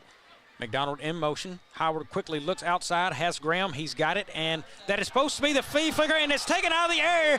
It's going to be a touchdown. Kennett, number 14. That is William Gaines Parker, picks that right out of the air, and touchdown for the Indians. Yeah, you're exactly right. You had talked about that flea flicker earlier, Bobby, about the hook and ladder, and they were going to try it there. And as they tried to attempt that, it got knocked out of Jackson Graham's hands, taken in the air by Parker, and he takes it in the end zone. And just like you said, anything that could go wrong for the Bearcats in the second quarter has. Well, sometimes, Jim, when the play's not there, you just got to take that thing in, and you can't hardly fault a high school player on that. I mean, that's right. He is trying his best to make a play, and he knows what the play is, and he's trying to roll with it, but really tough time to try to get that out of there. Yep. Here's Parker for the extra point, up and good. So Kennett well in command of this one. It is 35-7, 24.5 left, as Dexter will get one more chance to return and probably just take a knee and go in and regroup if McDonald does not return this for a touchdown. Yeah, I would think that's exactly right. They're going to need to really regroup. Heads are down on the sidelines for the Bearcats right now, and you know, 35-7 is tough to be down at halftime, and you know, I think they felt like probably coming in 3 wins in a row and Kennett getting beat last week that they thought, well, maybe we can, you know, we'll be able to play this game. But so far it's been all Kennett. Jim, right now, Kennett sure does look like they're lining up for an onside kick. Yeah, you wouldn't think they would. Hash. Yeah, but that's where he kicked off from last time, to be fair. So we'll see. Very interesting spot on the field to be placing that football. Dexter has to be careful. Gonna kick it deep. McDonald is not gonna get that. That'll be Farmer, and miscommunication again by Dexter. Jim, I am floored by this. Yeah, got to communicate a little bit there. Whether and I don't know, that's one of those situations, like you said, the deep guy's the one who communicates. It's like a center fielder in baseball that communicates as to who makes the catch. Same kind of thing with the deep guy, and maybe he did, and maybe Farmer just didn't hear him there. But either way, almost a disaster again for the Bearcats. Very interesting. Farmer's camped under that football. I mean, I'm thinking Farmer's taking that and going, and it just looks like the preparation has not been there mentally for the Bearcats this game.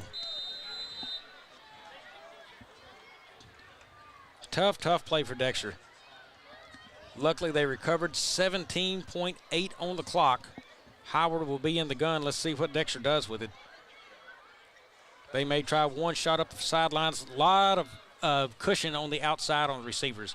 Here's Howard and a flag. Procedure on the Bearcats, I'm pretty sure on that. Looks like they went a little quick. Some on the offensive line went a little quick. Now, Jim, I don't want to question the coach's calls right here necessarily, but there is absolutely zero chance I'm running a quarterback keeper down 35-7. My starting quarterback does not keep the football there. Right. On a meaningless play before the half. Right. I would agree with you on that. Just need to really just probably get under center, take a knee, and go regroup, because you've got four deep backs deep for for Kennett. They're not going to let anything get behind them. Right here. Howard doesn't have bad speed, but he's not going to win a foot race against anybody except the guys on the line for Kennett. Right. And there is the tackle there, Farmer down, so decent game on first down. And that should be the end of the quarter, or the end of the half here. And that will take us to the half. Kennett in full control here. It's the Indians 35, the Bearcats 7. Folks, stay tuned for our halftime show, and we will be back here live to start the third quarter in Dexter, Missouri. My name is Amy Coward, and I am the head volleyball coach here at Clarkton High School. I was born and raised in Clarkton, so I've always been a reindeer. I bleed purple. There's only a couple years I wasn't a reindeer. When I went to college, I was in college for 2 years, and they asked me to come back and start coaching here. My testimony starts probably in the womb. I may cry. My mom was a teen mom. She got pregnant with me her senior year, and but she was very faithful in church, and she took me to church from the minute I was born. I mean, I was always in church. She raised me in church by herself. Soon after, my brothers, also, she brought us all three to church. My dad was not in church at the time.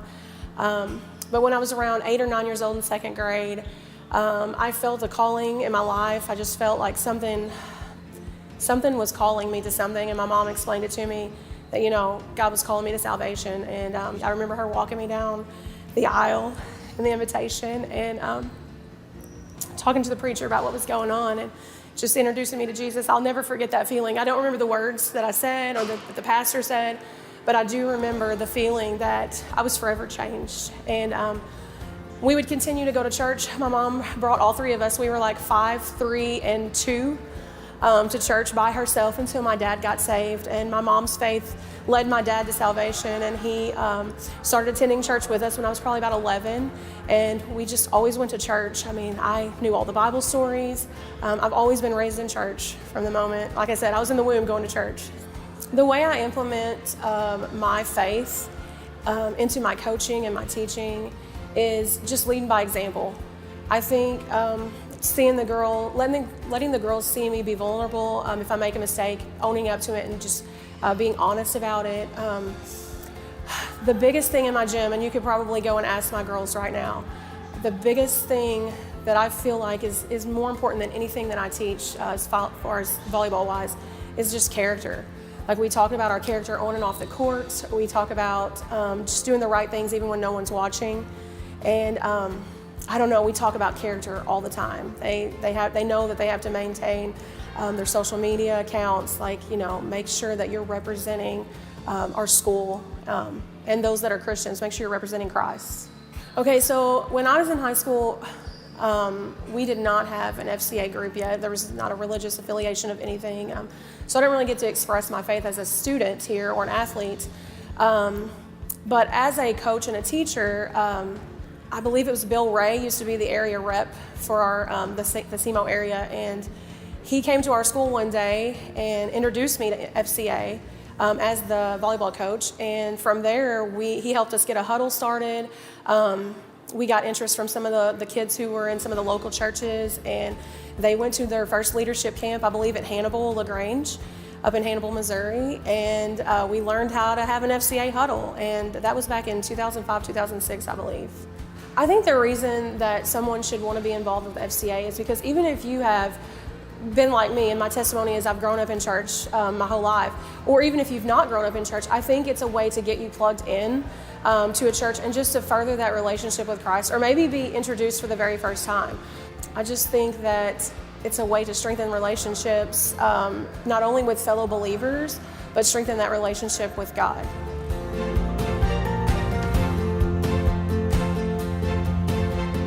At Young Real Estate, we're Southeast Missouri, just like you.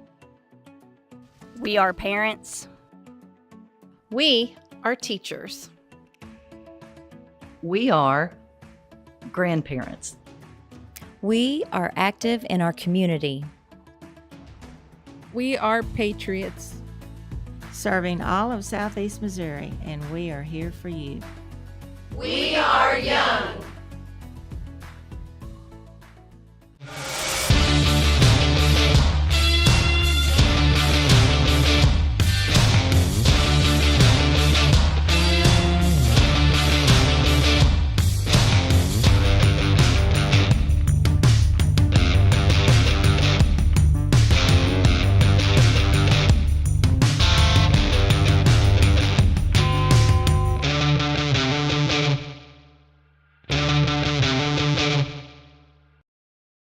Growing cotton in the Mid-South is hard work.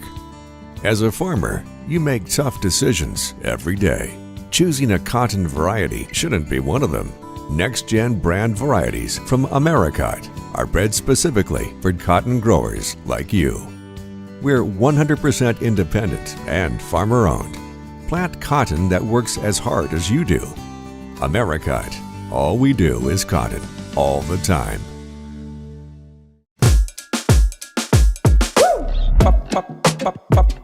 Julep, julep, julep,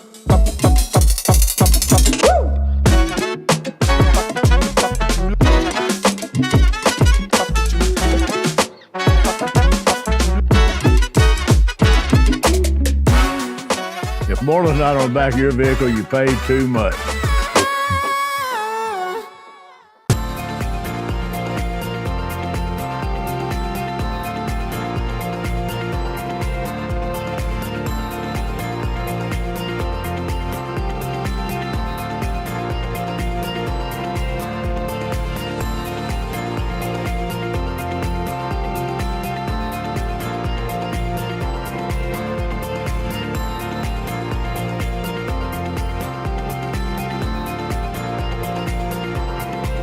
Does your business need, literally anything? When we founded CNS Cleaning Supply, our goal was simple. Become a one-stop shop for anything and everything your operation might want. From car care to condiments, mops to markers, soaps to staplers, and everything in between. Which is a lot. CNS has got you covered.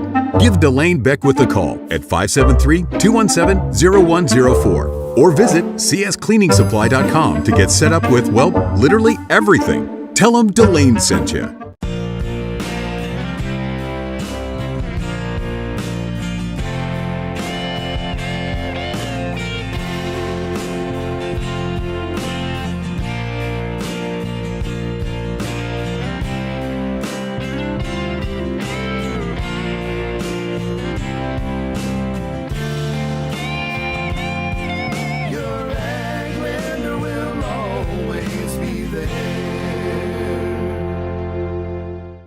If you feel like you never get the time you need with your insurance agent to find the right coverage, it might be time to make a change. Tyler Miller of Flatland Ag Insurance in Clarkton works to make sure, each and every day, that his clients feel they are taken care of.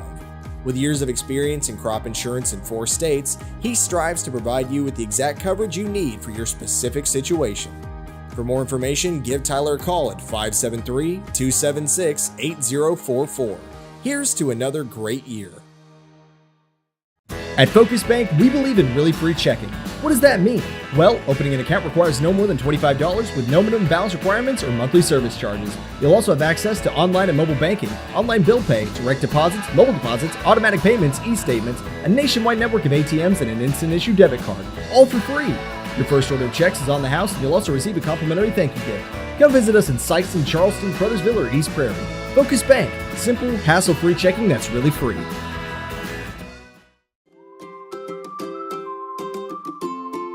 First State Bank and Trust is more than just products and services. We're there for you for your first paycheck, buying a home, opening a small business, starting a family, or planning to retire, and everything in between. We're the local bank you know and trust for all of your financial needs.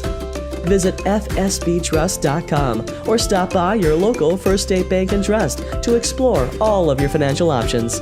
Equal housing lender, member FDIC. First State Community Bank has been named the #1 bank in Missouri by Forbes, and we think they might be onto something. When it comes to banking, we've always said that people should come first, and we hold true to that idea. Opening an account has never been easier. You can even do it online. We want our community to thrive, and that's why we put it in our name. So come bank with the certified best at First State Community Bank, serving our community because it's who we are. Juju Promotions in New Madrid is your one-stop shop for all your personalized merchandise. Whether it's screen printing, embroidery, promotional products, heat presses, or decals, we've got something that will suit your needs. So you, your school, or your business will always be looking its best. There's tons to see, from apparel to accessories. So what are you waiting for? Stop into Juju Promotions today in New Madrid, Missouri. And don't forget to like us on Facebook.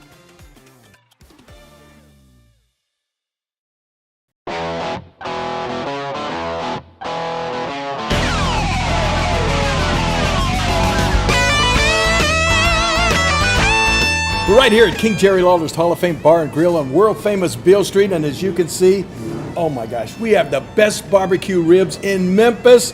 Oh my gosh, the gumbo is out of this world, but you gotta try the King's Triple Decker Slam Burger. You'll love it.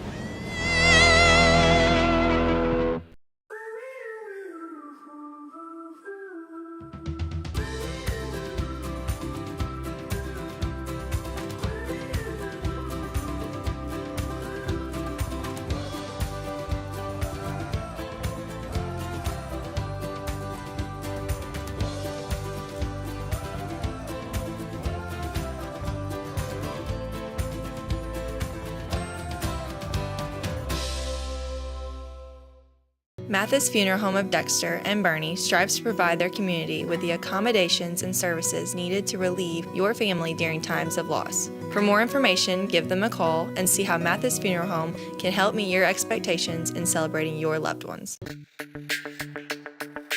We're for agriculture. For growers, doers, whatever it takers. We're for doing things with purpose. We're for the little guy with big guy dreams. We're for agriculture. We're for you. Nutrien Ag Solutions, leading the field. The best fall tradition in Northeast Arkansas is back, Pumpkin Hollow. Make sure to try out all the exciting things that Pumpkin Hollow has to offer. Get in the action on the breathtaking zip lines. Get up close and personal with the friendly farm animals. Get lost in the enormous corn maze. Get your thrills at the scariest haunted attractions in Northeast Arkansas. And don't forget to pick out the perfect pumpkin or fall decoration to take home and enjoy. Only at Pumpkin Hollow, the fall tradition for the entire family. In a very short period of time, we've experienced amazing growth and success at Southeast Orthopedics and Sports Medicine. And through it all, we've had only one goal: to get you back to life. And when things get better, when you feel better, we'll be right here to cheer you on. Southeast Orthopedics and Sports Medicine. always by your side. For over 100 years, Stoneville Cotton has helped farmers stay strong and win their growing seasons, delivering protection against key weeds and insects to maximize their yield potential. For more information, visit our website. Stoneville Cotton, own the early.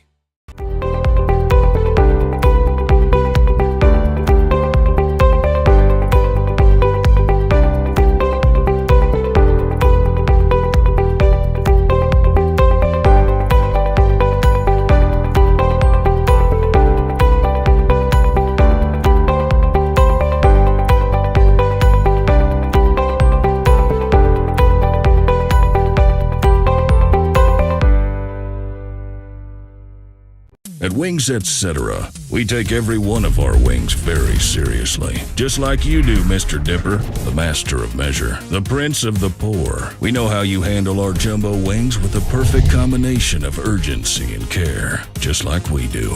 Your hunger fuels our hunger to rapidly remove the hangry fire in your belly by dousing it with some cool liquid lightning and our thunderous award-winning jumbo wings. Your hangry is always welcome at Wings Etc.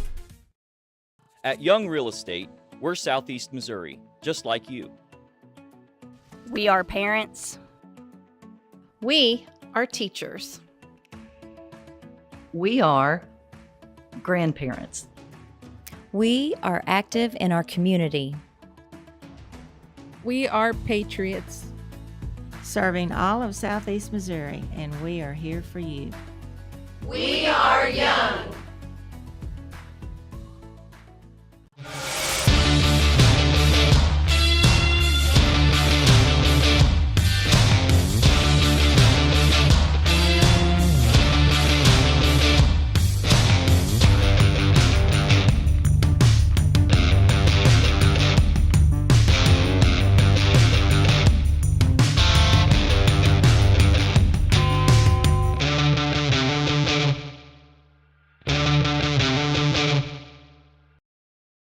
Growing cotton in the Mid-South is hard work.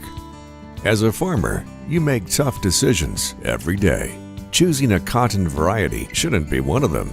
Next-gen brand varieties from Americot are bred specifically for cotton growers like you. We're 100% independent and farmer-owned. Plant cotton that works as hard as you do. Americot. All we do is cotton, all the time.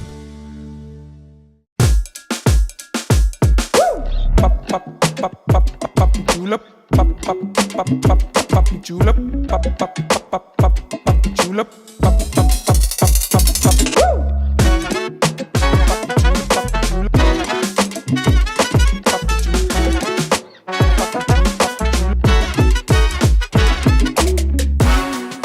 If Borland's not on the back of your vehicle, you paid too much.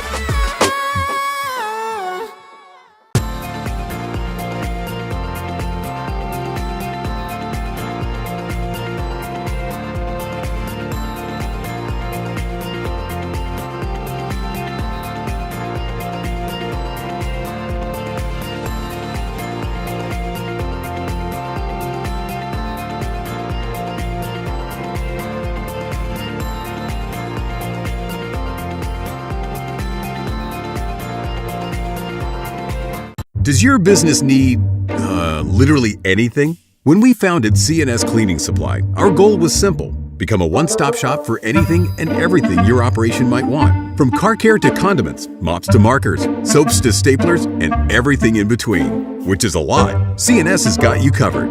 Give Delane Beckwith a call at 573-217-0104 or visit cscleaningsupply.com to get set up with, well, literally everything. Tell them Delane sent you.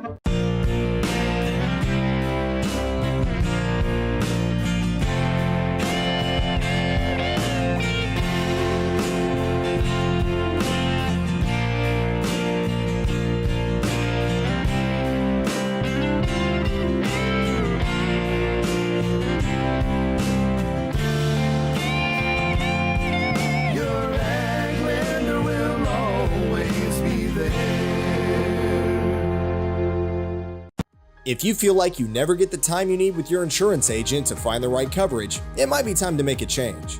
Tyler Miller of Flatland Ag Insurance in Clarkton works to make sure, each and every day, that his clients feel they are taken care of. With years of experience in crop insurance in 4 states, he strives to provide you with the exact coverage you need for your specific situation. For more information, give Tyler a call at 573-276-8044. Here's to another great year. At Focus Bank, we believe in really free checking. What does that mean? Well, opening an account requires no more than $25 with no minimum balance requirements or monthly service charges. You'll also have access to online and mobile banking, online bill pay, direct deposits, mobile deposits, automatic payments, e-statements, a nationwide network of ATMs, and an instant issue debit card, all for free. Your first order of checks is on the house, and you'll also receive a complimentary thank you gift. Come visit us in Sykeston, Charleston, Crothersville, or East Prairie. Focus Bank. Simple, hassle-free checking that's really free.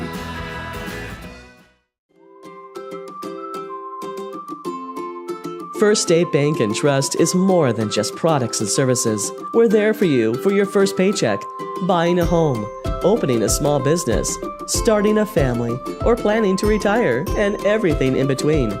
We're the local bank you know and trust for all of your financial needs. Visit fsbtrust.com or stop by your local First State Bank and Trust to explore all of your financial options. Equal housing lender, member FDIC. First State Community Bank has been named the #1 bank in Missouri by Forbes, and we think they might be onto something. When it comes to banking, we've always said that people should come first, and we hold true to that idea. Opening an account has never been easier. You can even do it online. We want our community to thrive, and that's why we put it in our name. So come bank with the certified best at First State Community Bank, serving our community because it's who we are. Juju Promotions in New Madrid is your one-stop shop for all your personalized merchandise. Whether it's screen printing, embroidery, promotional products, heat presses, or decals, we've got something that will suit your needs. So you, your school, or your business will always be looking its best. There's tons to see, from apparel to accessories. So what are you waiting for? Stop into Juju Promotions today in New Madrid, Missouri. And don't forget to like us on Facebook.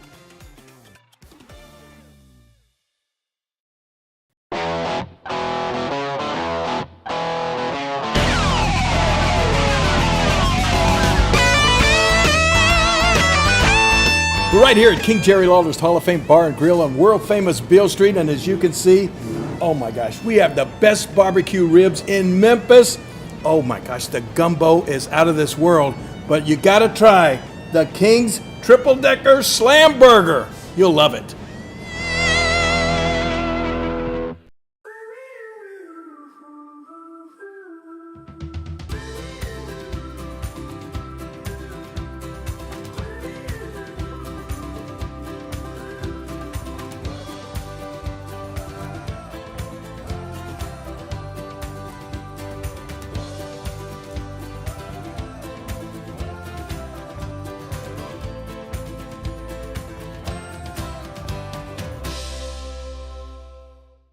Mathis Funeral Home of Dexter and Bernie strives to provide their community with the accommodations and services needed to relieve your family during times of loss. For more information, give them a call and see how Mathis Funeral Home can help meet your expectations in celebrating your loved ones.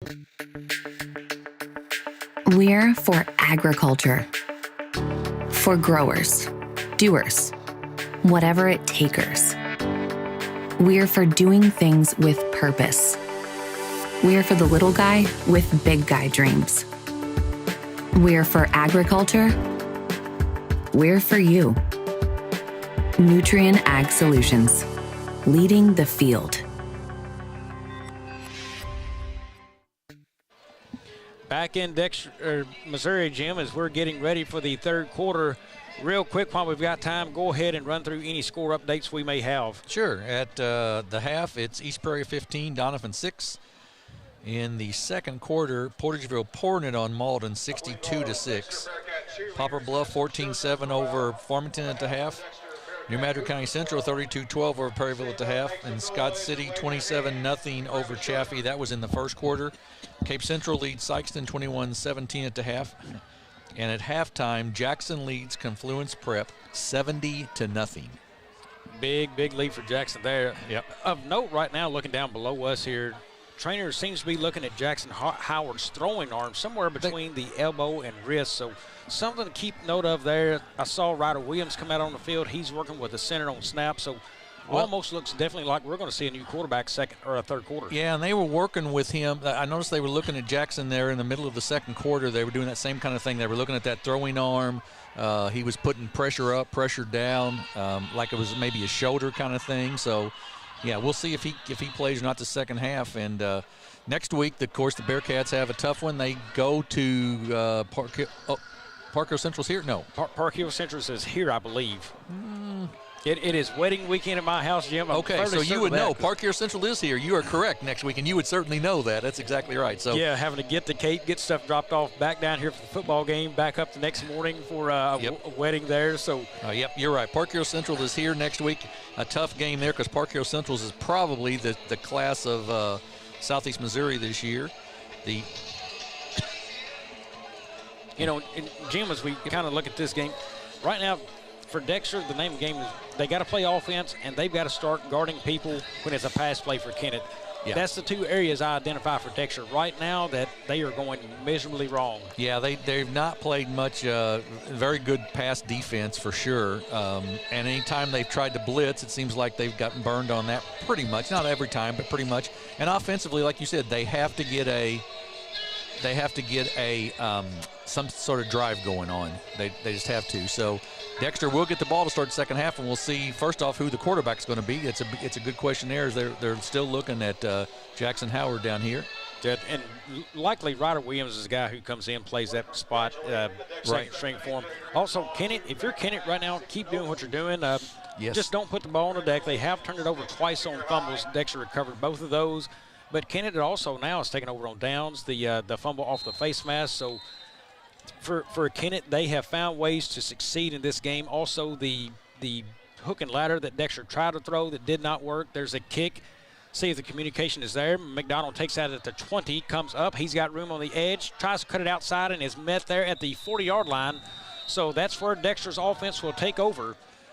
Brought down there by Boatman, and it'll be Dexter's, as Bobby said, 1st and 10 on the 40-yard line. Good field position. Good return by McDonald there. He took it on the run, took it up the left side, and it comes up 1st and 10. And we'll be interested to see who is in there at the quarterback spot. And it is going to be Ryder Williams, it looks like, going in to start the second half at quarterback.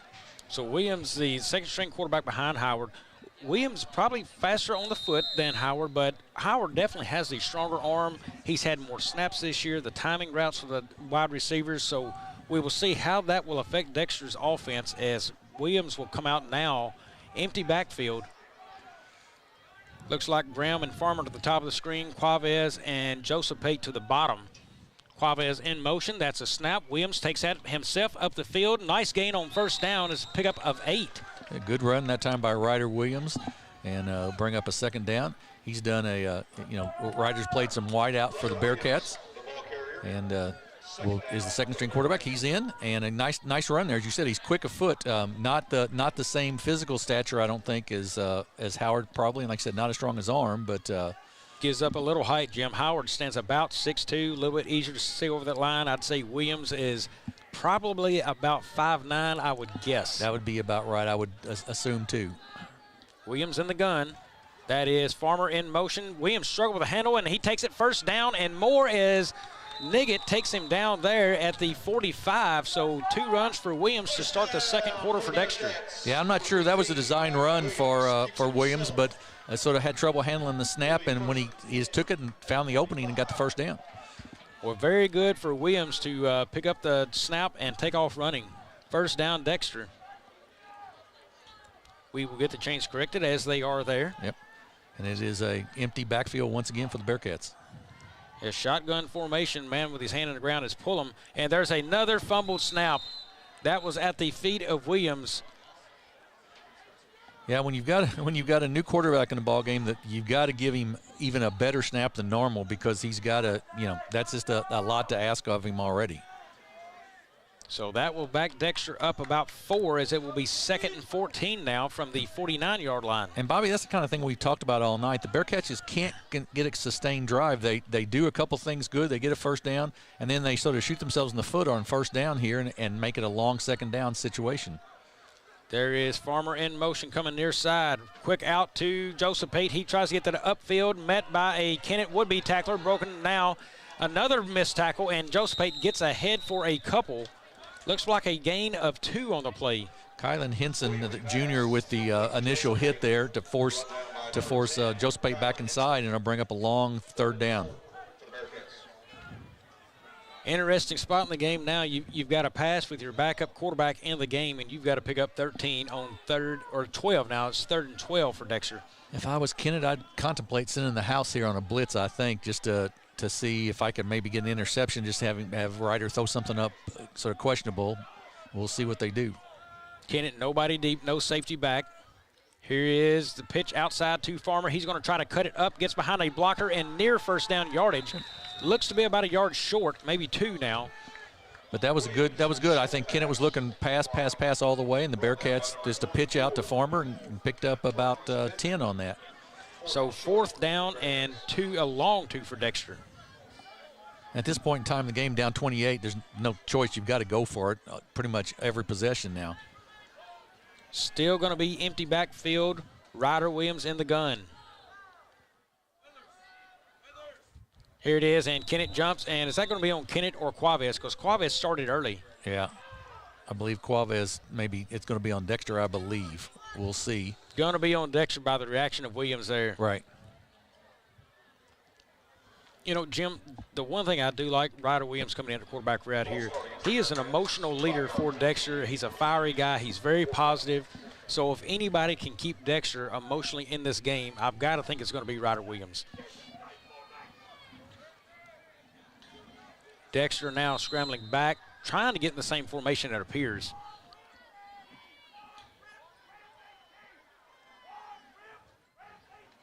Calling the play from the sidelines.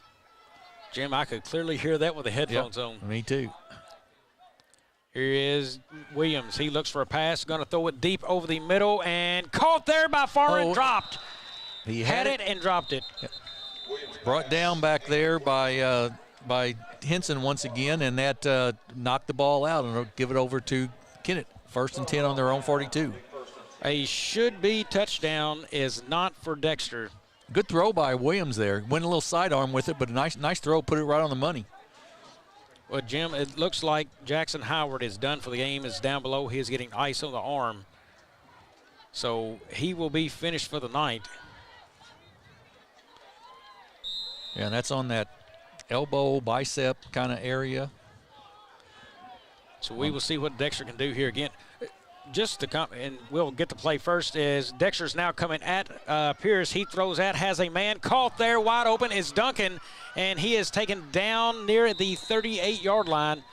Dexter again struggles to cover receivers tonight. Yeah, Logan Pullum with the final tackle there. Put good pressure that time on Pierce, but plenty of time for the receivers to get open, and they ran the routes and were wide open for the 1st down. Just over an outstretched hand of Dexter, but really after the overstretched hand, there's not a guy within 5 yards of him. Correct. Dexter almost looked to be sitting in a zone defense there. Here's the snap to Pierce, looks to pass again, Alford coming at him hard, and that is complete to Boatman. He takes it up the field again and down at about the 22-yard line. Joseph Pate trying to knock the ball loose there. Didn't get it quite done, but did bring the ball carrier down. Good pressure there by Alford, but got it out, and then Boatman got around the corner, picked up the big 1st down. And again, Pierce has to be having very, very good numbers. We do not have them, but he has been very strong for Kennett tonight passing. The good thing there, he's a senior kid. He's showing the leadership. He has found every open receiver. He's actually missed some easy pitch and catches, but he is finding open guys, reading the field very well. Absolutely. Pierce again, he takes it. Fake handoff, that is complete to Niggett. He is picked up there and dropped by Williams and Quavez on the play.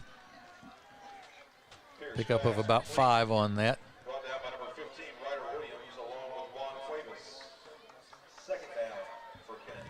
I know you got to have Williams out there, but boy, it's tough since he's your only other real quarterback. I don't know, who do they go to if something were to happen to him? Bobby, do you know? Andrew Sailors, I believe, would be your 3rd in line. Okay. Jim, just watching Nolan Alford walk around, he looks to have a limp as well out there on the field. Here is Pierce. He puts a man in motion. Going to be pitched to him. That is William Gaines Parker, and he is met by several Bearcats there. Going to be stood up. So forward progress does happen at the 20-yard line. So a loss on that. Good job on the left side of that line, and the linebackers over there. I noticed that DeMint was one of them in there on that. Alfred was as well. So it'll bring up a 3rd down and about 8 for the Indians. Assume they will put the ball in the air here. They've been pretty successful with that. Coons out, and into the ball game, Ethan Glaus. Jim, as we mentioned before, Dexter, just a litany of nagging injuries they've had to fight through this year as this team has the resolve of this team with what they've done. I've got to brag on the kids for doing it. And here is the play for Pierce. He looks for a guy there, looking again, throws that over the top, and that is Boatman, and he's got it. What a play of concentration by Boatman. Great pass by Pierce, too. He floated over the top of R.J. Farmer just into Boatman. Boatman sort of bobbled it a little bit, brought it in, and then got the managed to get it down into the 5-yard line, into the red zone. That's their Young Real Estate red zone, the perfect place for a score for all of your real estate needs. See Young. Well, the ball lies at the 5, so Dexter needs a play right here defensively. Kennett just trying to push this lead even farther into this game. Full house backfield in there for Kennett as well. Here is the hand, goes to Boatman. He bounced it outside, now in, and touchdown Kennett, as they have now put it at 41-7 here in the 5:28 mark in the 3rd quarter. Just a right tackle there with that full house backfield. Put it into the end zone pretty easily. Boatman was just touched about the goal line and got in. Well, Kennett continues to do as they please in this football game. And that is Parker to kick the extra point. And he makes it 42-7. Kennett will be back in 30 here on the Aycorp Media Networks. Growing cotton in the Mid-South is hard work. As a farmer, you make tough decisions every day. Choosing a cotton variety shouldn't be one of them. Next-gen brand varieties from Americot are bred specifically for cotton growers like you. We're 100% independent and farmer-owned. Plant cotton that works as hard as you do. Americot. All we do is cotton, all the time. Well, back here in what has turned out to be a chilly night of a bit, Jim, but ice cold for the Dexter offense. Yeah, it really has been. One play in the first series of the game, big play, a pass on a flea flicker. And after that, from Quavez to Jackson. And after that, nothing for the Dexter offense, really. They've just not been able to sustain any drives, partially to the Kennett defense, partially to some mistakes, some offsides, a fumble. They just made some mistakes and find themselves down 42-7. Here is the kick by Flores. He kicks that deep. That is going to be, looks like Quavez taking that up now. He's got a hole. He breaks through and hit hard, stood up, spins out of it, and stays around the 43-yard line, I'm going to say, as Dexter will take over there as Williams back out on the field with the offense. Really good. The Bearcats have had pretty good field position tonight, Bobby. It's not like they've started in their own 20 or 15 or anything. They've started out the 30, 40-yard line, and they'll put a first down or two together, but just haven't been able to sustain that drive to get in the end zone. Well, it's been a little bit of an issue ongoing for Dexter this year. It's fun to call the big plays and exciting for the team, but it's really not how you want to see your offense operate, is quick strikes, and you never have sustainable drives. You know, we can think of a couple along the way, but just really it's been a struggle all year long for the offense to find rhythm and flow. Well, and that makes it tough on your defense then is on the field. Even if you do score quickly, your defense is on the field all the time then, and they're by the 3rd and 4th quarter, they're worn out. A lot easier to go downhill than it is to rush one way, then change directions. That's Farmer out of the backfield. Williams up the middle, hit hard, taken down for a yard. That tackle was made that time by Rogers, Marshall Rogers with the tackle. Bring up 2nd down. Jim, they've got him, 2nd and 9 now. They move the stick up.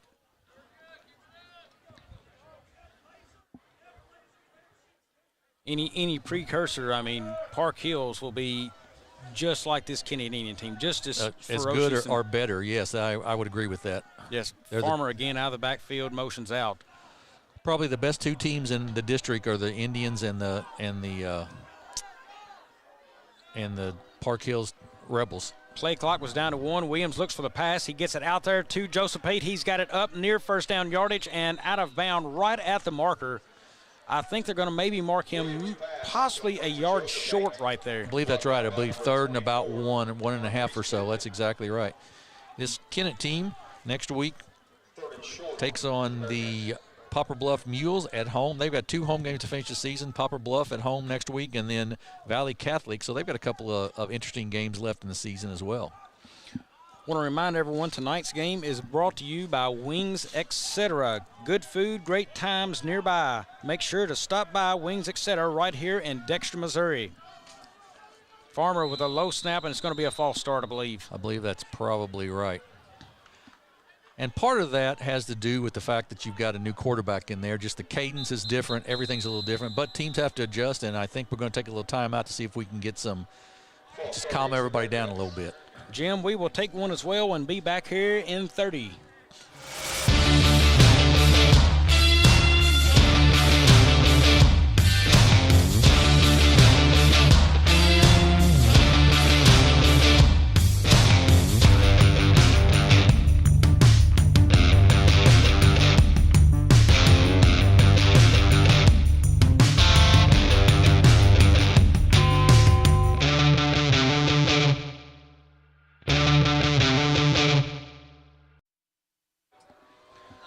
Welcome back as we are awaiting the end of this timeout to keep going here as it is 3rd and 6 for Dexter. Ball lies at the 46-yard line. I think Coach Jamerson is asking what's creating the illegal procedure so we can maybe fix that. I was reminded here during the timeout that Valley Catholic's also in the same district this year, that Class 3 District 1. And so it's Valley and Park Hills, and Valley beat Park Hills last week, and the Kennett Indian. So that's a tough district to get out of this year. Tough district. Jim, I was not able to catch Aaron at halftime, so I'm not sure he is here, but I did not find him. So I think he is visiting with some friends also from the Kennett years he had. So that's probably right. Have not been able to catch up with him. Would have been nice if he does make it up. We'll surely get him here, but elsewise we'll stick to this football game. And what started out to be a really nice crowd on hand here has really diminished for Dexter. Here's Williams now taking it himself. Few positive yards, so it's going to be 4th, and we're going to call it 4 for Dexter. That's about right. I'm going to have the punting team come out for the Bearcats, I believe. Appears so.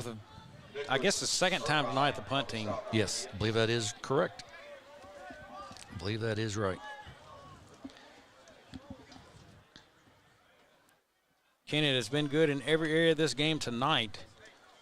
Really only 2 mistakes, and that's been putting the ball on the deck twice. Jim, Dexter recovered. Maybe missing an open receiver or 2 they've had, but outside of that, they've played a very strong game, as that is a good kick by Quavez there. And that will roll and taken down by Connor Hill at about the 5. Good job by Connor there, because that ball was about ready to hit again and bounce away from him. Good job to pick it up. We got a flag down on the play, though. And I don't know, I missed the call, but I believe it may be running into the kicker. It was against Kennett, I believe. Yep, looked like the hand of the head, he pointed toward Kennett Way, so. Penalty flag on the play. I believe that's going to be a personal foul, automatic first down. That's going to be Dexter football. I believe that'd be correct. Offense is back on the field.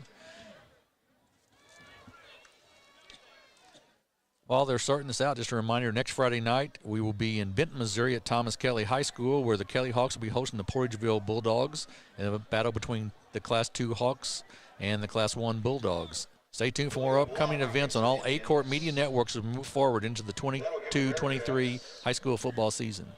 Jim, do you know who we will have on the call for that? Will you be on that call for that game? I am on babysitting duty next weekend with grandkids, so no, it will not be me. And apparently it will not be you because you got a wedding. So well, I will be here Friday night at a football game, wedding Saturday. So it will not be me.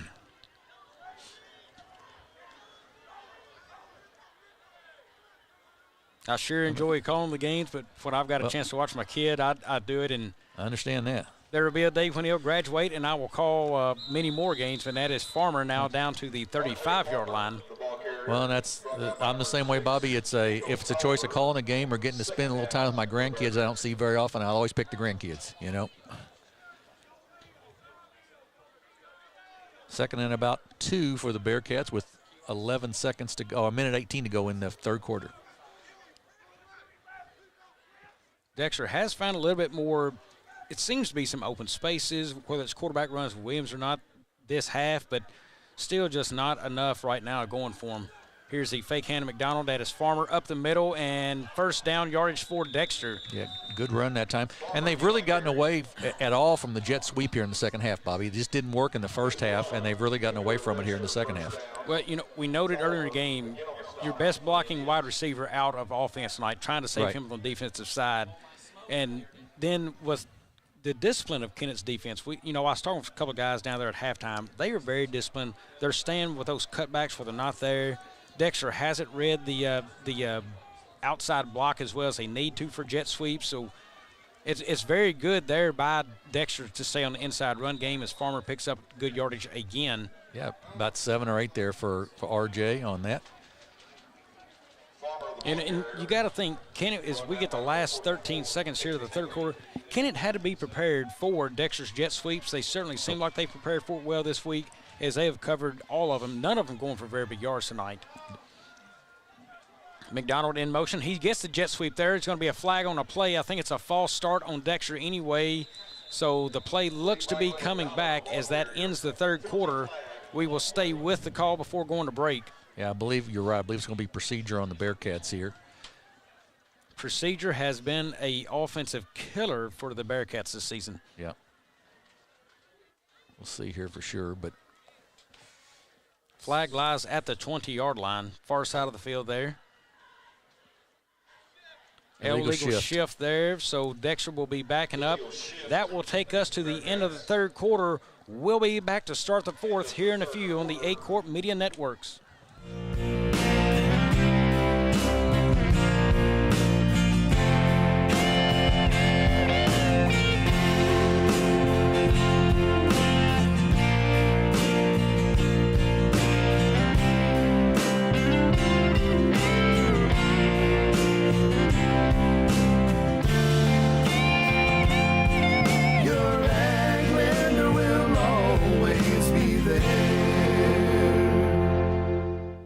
So, Jim, we have got an untimed down at the end of the third quarter. Could not end on the flag, so untimed here to end the third. Dexter football, second and long. McDonald in motion. That is dropped there by Williams. He tries to take it upfield by himself, and nothing doing as Kennett stops him at the line of scrimmage. So that will take us to the fourth. It is Kennett 42, Dexter 7. Does your business need, literally anything? When we founded CNS Cleaning Supply, our goal was simple. Become a one-stop shop for anything and everything your operation might want. From car care to condiments, mops to markers, soaps to staplers, and everything in between. Which is a lot. CNS has got you covered. Give Delane Beckwith a call at 573-217-0104 or visit cscleaningsupply.com to get set up with, well, literally everything. Tell them Delane sent you. Welcome back to Dexter. I want to remind you folks that we here at Aycorp Media would love to have your business as a sponsor for the broadcast. We provide several different ways to advertise with us, from 30-second commercials that you see during timeouts, which we can help you with. If you do not have one, we will also help you make one for advertising. And you can also have those on the banners on the bottom of the screen as well, Jim. How would you become a contact sponsor? We need to get a hold of Philip Britt. That is Philip with 2 L's at aycorp.com, or call him at 573-888-7091. All right, got a few scores from around the area. 21-14, East Prairie leads Donovan in the third. Portageville at halftime, 62-6 over Malden. Bluff leads Farmington 27-7 in the fourth quarter. 45-12. New Madrid County Central over Perryville at Perryville in the third quarter. Scott City 27-0 over Chaffee. Jackson 70-0 at halftime over Confluence Prep out of St. Louis. And here, of course, as we go into the fourth, it's 42-7 for the Kennett Indians. 3rd and 8 for the Bearcats. Ball lies at the 20. It shows the 26 on the board, and it's where it lays at the field as well. Farmer in the pistol formation right now behind Williams. Quarterback change after the half for Dexter. There's a snap up the middle to Farmer. He's got room to run. First down and more as he is inside now to the 10-yard line. Nice run, R.J. Farmer. Yeah, it was. Good run there. Good block downfield by, I believe that was Sawyer Reicher downfield with a good block to spring that open. Be 1st and 10 inside the red zone. We're going to have an official timeout. 1st and 10 inside the red zone, and that is the Young Real Estate red zone for the Dexter Bearcats. That's prime real estate for scoring. For all your real estate needs, see Young. We've got an official's timeout on the field as they're discussing a situation. Don't know what it is exactly. Well, Jim, right now, Kennett looks every bit of the number 22 ranking they have in Class 3, if not better than that. We've got a flag on the field, a late flag, a personal foul. That goes against Kennett, so that's going to move Dexter head-to-head again. combat, head-to-head contact, I think. That's going to put Dexter down to the 5-yard line. That's half the distance of the goal there. Right. So Dexter in prime real estate right now as they are closing in on the end zone. Got to believe it's either going to be Farmer or Williams right now. Yep, I think that's probably right. I don't think you're going to go over to the sideline. That referee's going to go to the sideline to discuss that call with Andrew Webster, the head coach of the Indians. Well, Jim, I do not want to jinx it for Dexter right now, but snaps have been an issue for Dexter here this second half. We've got everybody lined up except we don't have a head official, so let's just hold on a second, boys, before we go try to snap the football. Yep, there's a guy, and usually you step back over the football as he does there. Right. Explanation given, and here we go. We are about set for football again.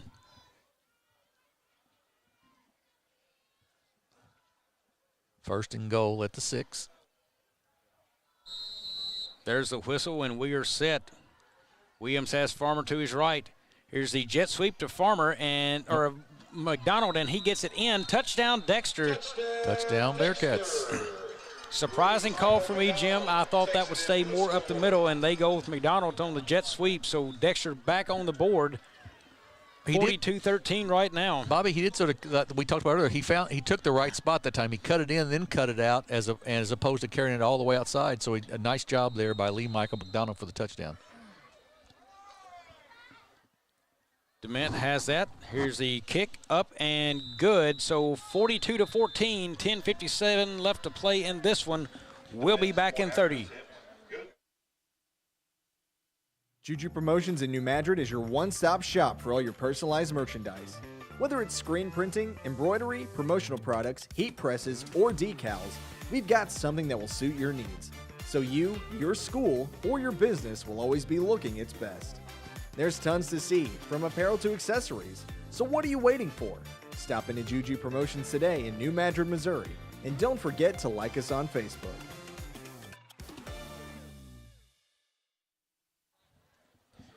Jim, it is 42-14. Dexter finds a way to fight it into the end zone that time. A little bit better ball movement, sustainable drives. Good to see for Dexter. Yeah, that was the big thing. They sustained a drive. They kept it together. They did have the one false start in there after a big carry, but they managed to fight back through that. Got a couple of good runs out of R.J. Farmer, and then finally the touchdown from Lee Michael McDonald. And so they go up. They're down 42-14, and we'll be kicking off to the Indians.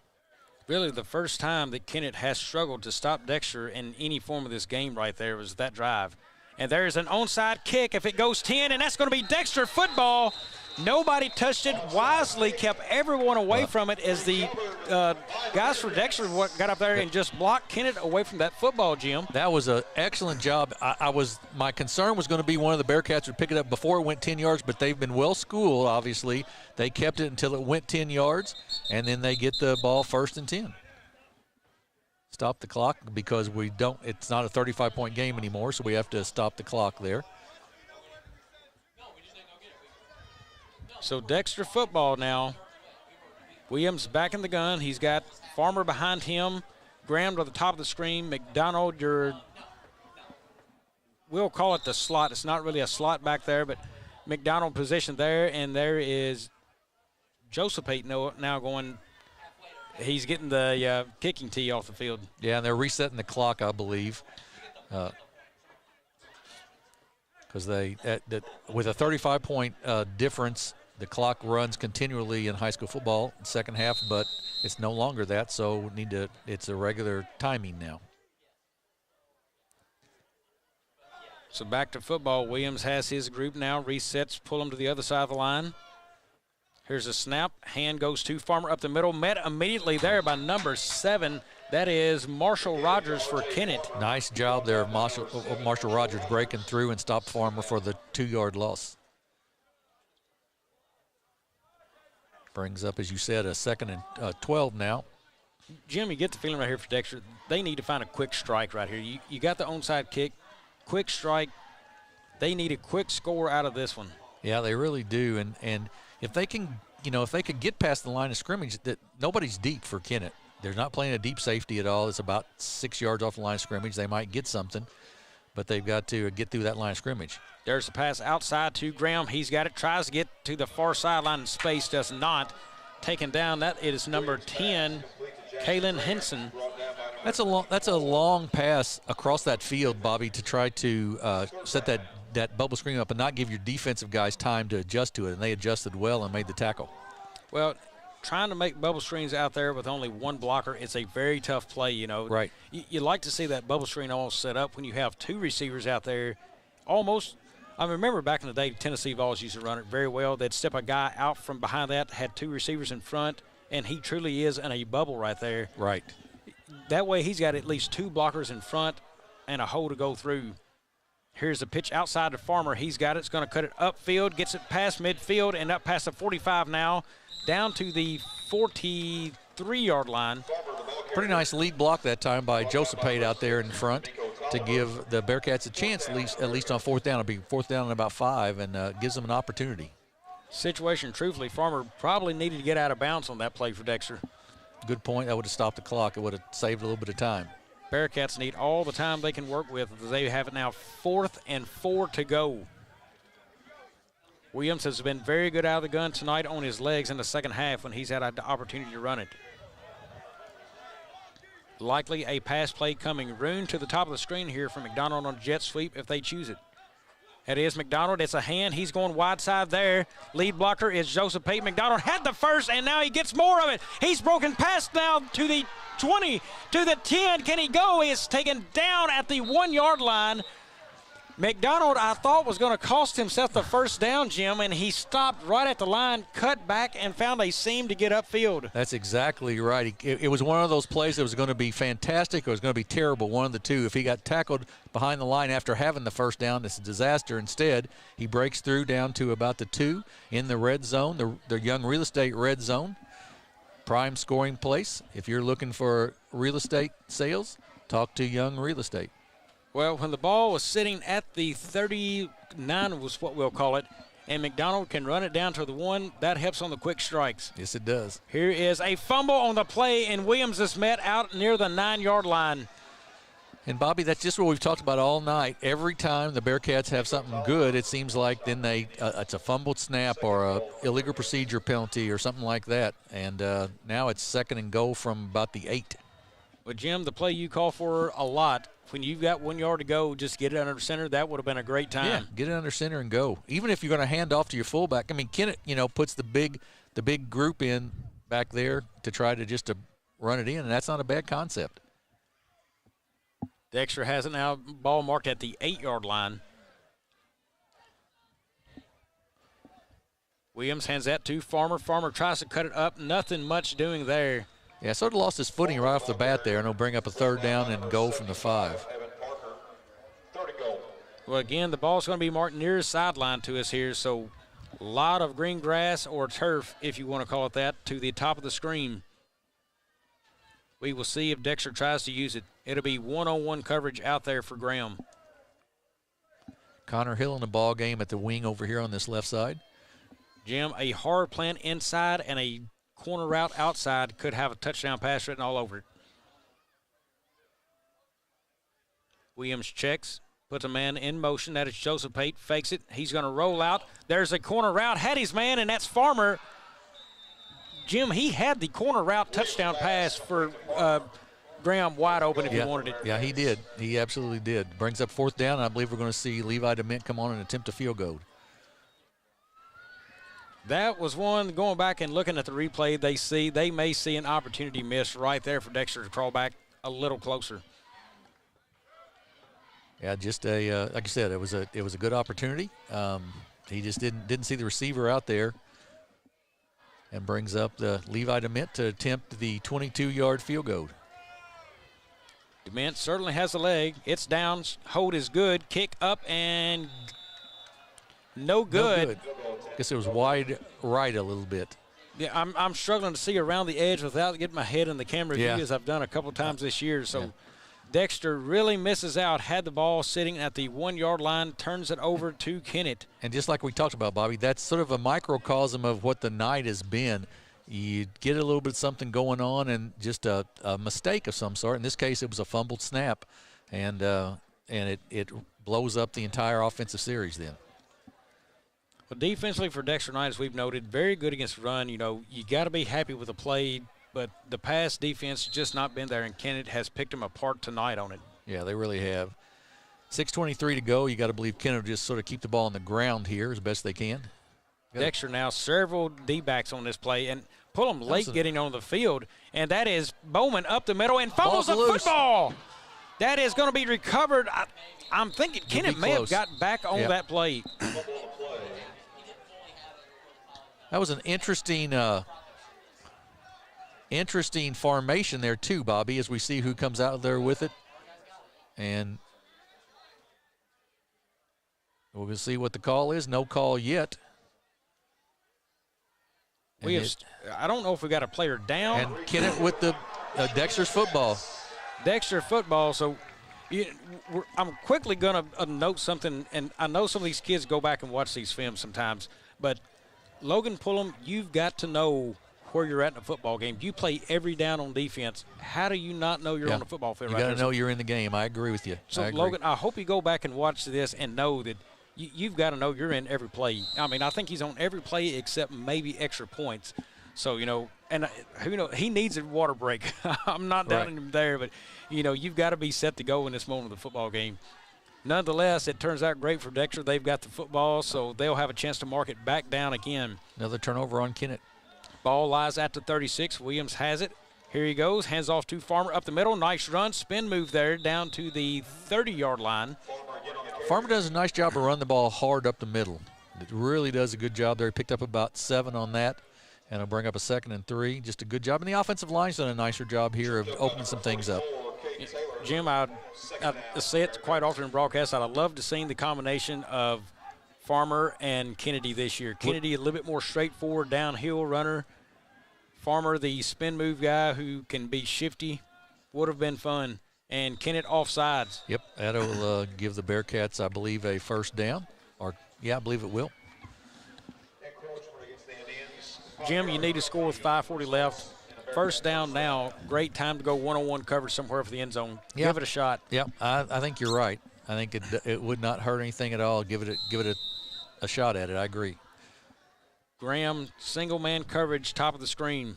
Quavez, single on the bottom. So, you got a couple choices there probably. Not much safety help.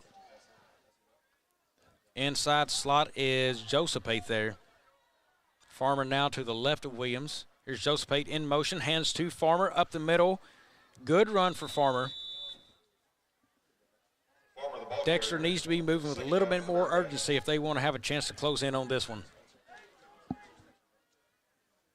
Dexter again, they holler for same formation, and hear from the booth here. That is Jet Graham checking into the game now. First time tonight we've seen him on the offensive set.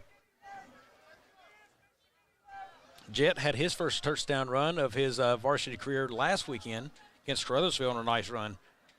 That is Joseph Pate in motion. Hand goes to Graham up the middle. Gets a couple. So he is down near the 1st down yardage. Probably about a long yard, we'll call it, for Dexter. About 1.5 yards. That's exactly right. Third down inside the red zone. Once again, though, inside the Young Real Estate red zone for all of your real estate needs. See Young. So likely a run scenario here for Dexter, 3rd and 1. They'll want the first down if they can get it. Here it is, hand to Graham up the middle. He is met immediately there. That is trying to get the number. That is big number 64, Stephen Hayes on the tackle. Stephen Hayes on the stop for the Indians. He met Graham immediately. So now 4th and 2 for Dexter. Clock under 4 minutes now. So the Bearcats, like you said, need 2 yards here somehow to figure out how to get to 2. Williams in the gun, has Graham behind him still. Joseph Pate in motion, and we've got a flag. That's going to be, I assume, procedure on False the Bearcats. Start on Dexter. Again, you're that close to getting the ball to a first down in, and it happens again. Story of the night for Dexter as they have a timeout. We'll be back in 30 here in Dexter. First State Community Bank has been named the #1 bank in Missouri by Forbes, and we think they might be onto something.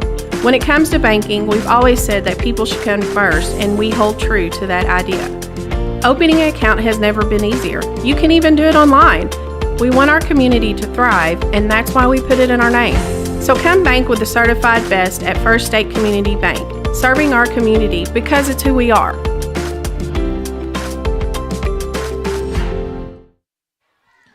Back in Dexter, got a minute.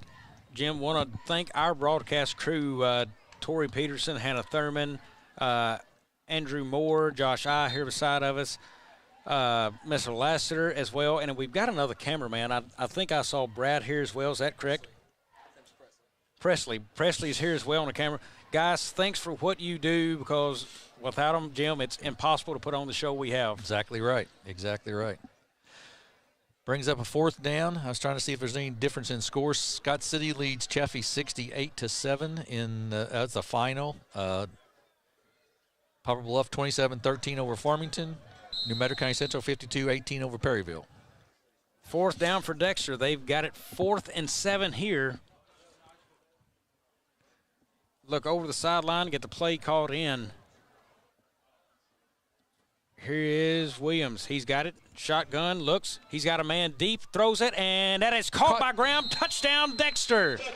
Really nice route there by Jackson Graham. He really shielded the defender off, and a nice throw in there by Williams for the touchdown, but really good route there by Jackson Graham.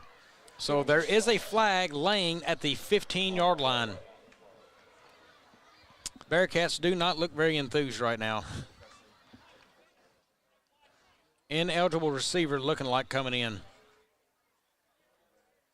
It is ineligible receiver downfield against Dexter, brings the touchdown back. Ineligible receiver downfield. And also a negative yardage. That's disappointing, because that's one of those things that's a mental error. There's no reason to get downfield, especially on a pass. It wasn't like it was that long of a pass. It wasn't that took that long to develop. There's no reason for an offensive lineman to get on a field like that. Yeah, and that's a drop back pass where you're throwing a deeper ball there to the end zone. You know, right. That's a hard one to get downfield on. But right. It's not like it's a screen or something like that where you get too far down. It was a drop back. You're right. Very tough night to be a Bearcat.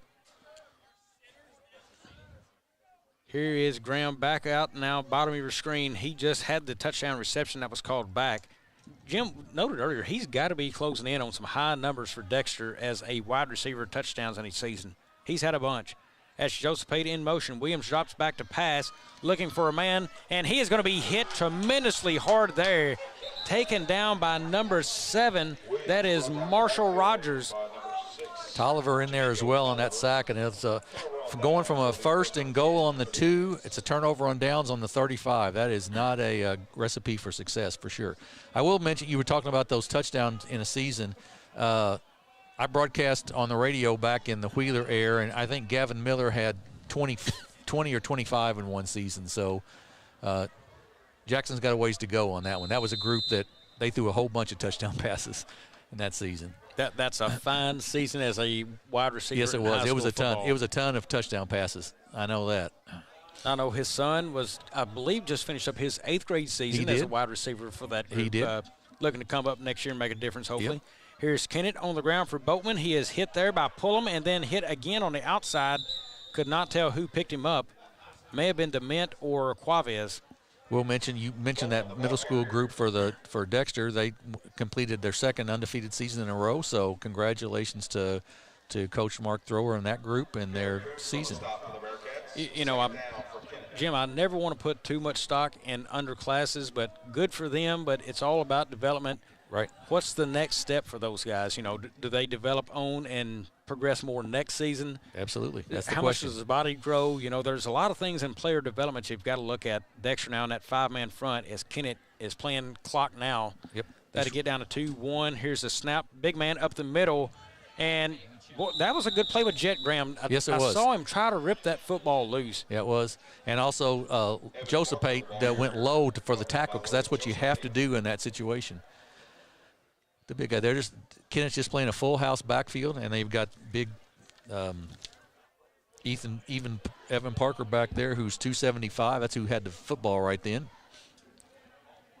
In growth in kids, many people don't pay attention to it, but how much more they grow after that 8th grade year and freshman year.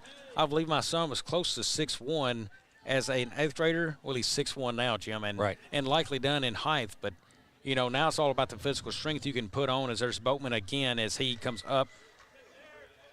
Decent yardage there on the first down. Looks like a pickup of 5 to midfield and a flag down late. And that's going to be a horse collar, I believe. There they were pulling on the shoulder pads up around that shoulder pad area on Boatman, I believe. Oh, yep, horse collar. And you're. And you're right, Bobby. It's all about that development. And you've got kids who are 8th graders who aren't any size right now who will put on, like when I was a freshman in high school, I grew 8 inches. So you just never know. You're exactly right where they're at. So but it's if nothing else, it's been a while since we've had a couple of middle school teams go undefeated. So it's nice at least to see that. Correct, you are. Coach on the sideline, Jason Comfort, told me when he was in middle school, he played the post and was the big man down low. Right. He quit growing, and he never got any taller than he is, and I'm going to say he's around 5'9" or so, and he figured out real quick he wasn't going to be a post player. He better learn to handle the basketball. So exactly right. Interesting note of how that that's exactly right. That's how it works. That's right. Kennett back under center. Handoff here to number 18 up the middle. Immediately that's Ethan Glaus on the tackle.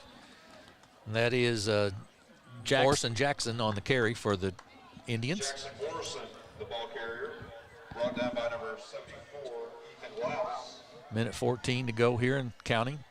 Kennett will go to 6-1 on the season. The Bearcats will drop to 3-4. Kennett will finish up in 2nd place in the SEMO Central Conference. New Madrid County will win that. Dexter will finish up 3rd with a record of, I believe, 3-2 in the conference. Jim, weather like this makes me start to think about the round ball, and it will not be too much farther. And you and I are in the booth for another season of Aycorp Media basketball just around the corner from us. We were just talking about that during halftime while you were downstairs. Kennett takes a knee. And and you're right. That is it's not very long. I think we'll start with the New Madrid, the River Bend Classic will be the first basketball that will be broadcast on Aycorp, and we're looking forward to that. I believe that happens usually right around the Thanksgiving time, and then right after that one, our next big broadcast is going to be the SEMO Conference. Jim, no better basketball anywhere in the area than that SEMO Conference tournament. It will be an awesome tournament this year. Absolutely right. That'll be a good one, and some great talent in that. So yeah, it'll be a good one. Final score tonight here is going to be Kennett 42 and Dexter 14. Jim, we're going to stay on air on this one before going to break, and we'll wrap this one up real quick. When we look at this, Kennett just played a complete game. They played on the offensive side. They passed the ball well. They ran the ball well enough. I think they'll be satisfied with there. I'm sure Dexter is satisfied with their defense on the run, but Kennett did everything they needed to do. Wide open receivers. Credit Tanner Pierce. I want to say he would be probably my player of the game, maybe, just the way he was able to read open passes, find the guys he needed to.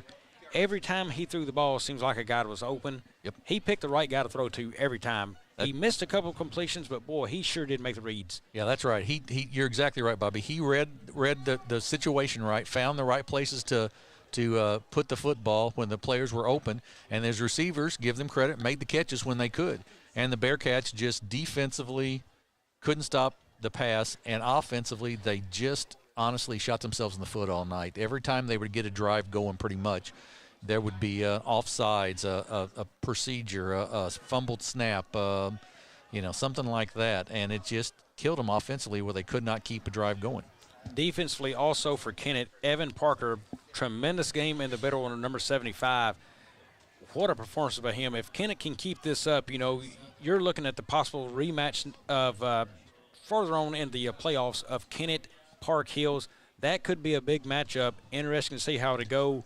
For Dexter, they still got to fight the injury bug, Jim. Howard going down tonight. We'll see how that progresses throughout the week. For next week, you've also got Peyton Hartline, who missed this game. Several other players dealing with nagging injuries. We noted Alford, he did not play an offensive snap tonight, only on defense. So trying to manage how those legs are working there. Many others, some small injuries going on. Dexter's got to find ways to be able to fight through those and hopefully get healthy in a week, because they've got a tough Park Hills opponent coming in here next week. Tough Park Hills opponent, and then they finish up the regular season at Malden, and then it will be the districts. Of course, who knows who the opponent will be. Probably be, I would guess right now, it'll be on the road. Don't know for sure, but I would guess that to be the case. So, and Kennett, as we said, has next week that Kennett host Poplar Bluff, and then they host Valley Catholic, another team from Class 3 District 1, the final week of the season. Next week on Aycorp, we'll be in Benton, Missouri at Kelly High School, where the Hawks will be hosting the Portageville Bulldogs in a battle between the Class 2 Hawks and the Class 1 Bulldogs.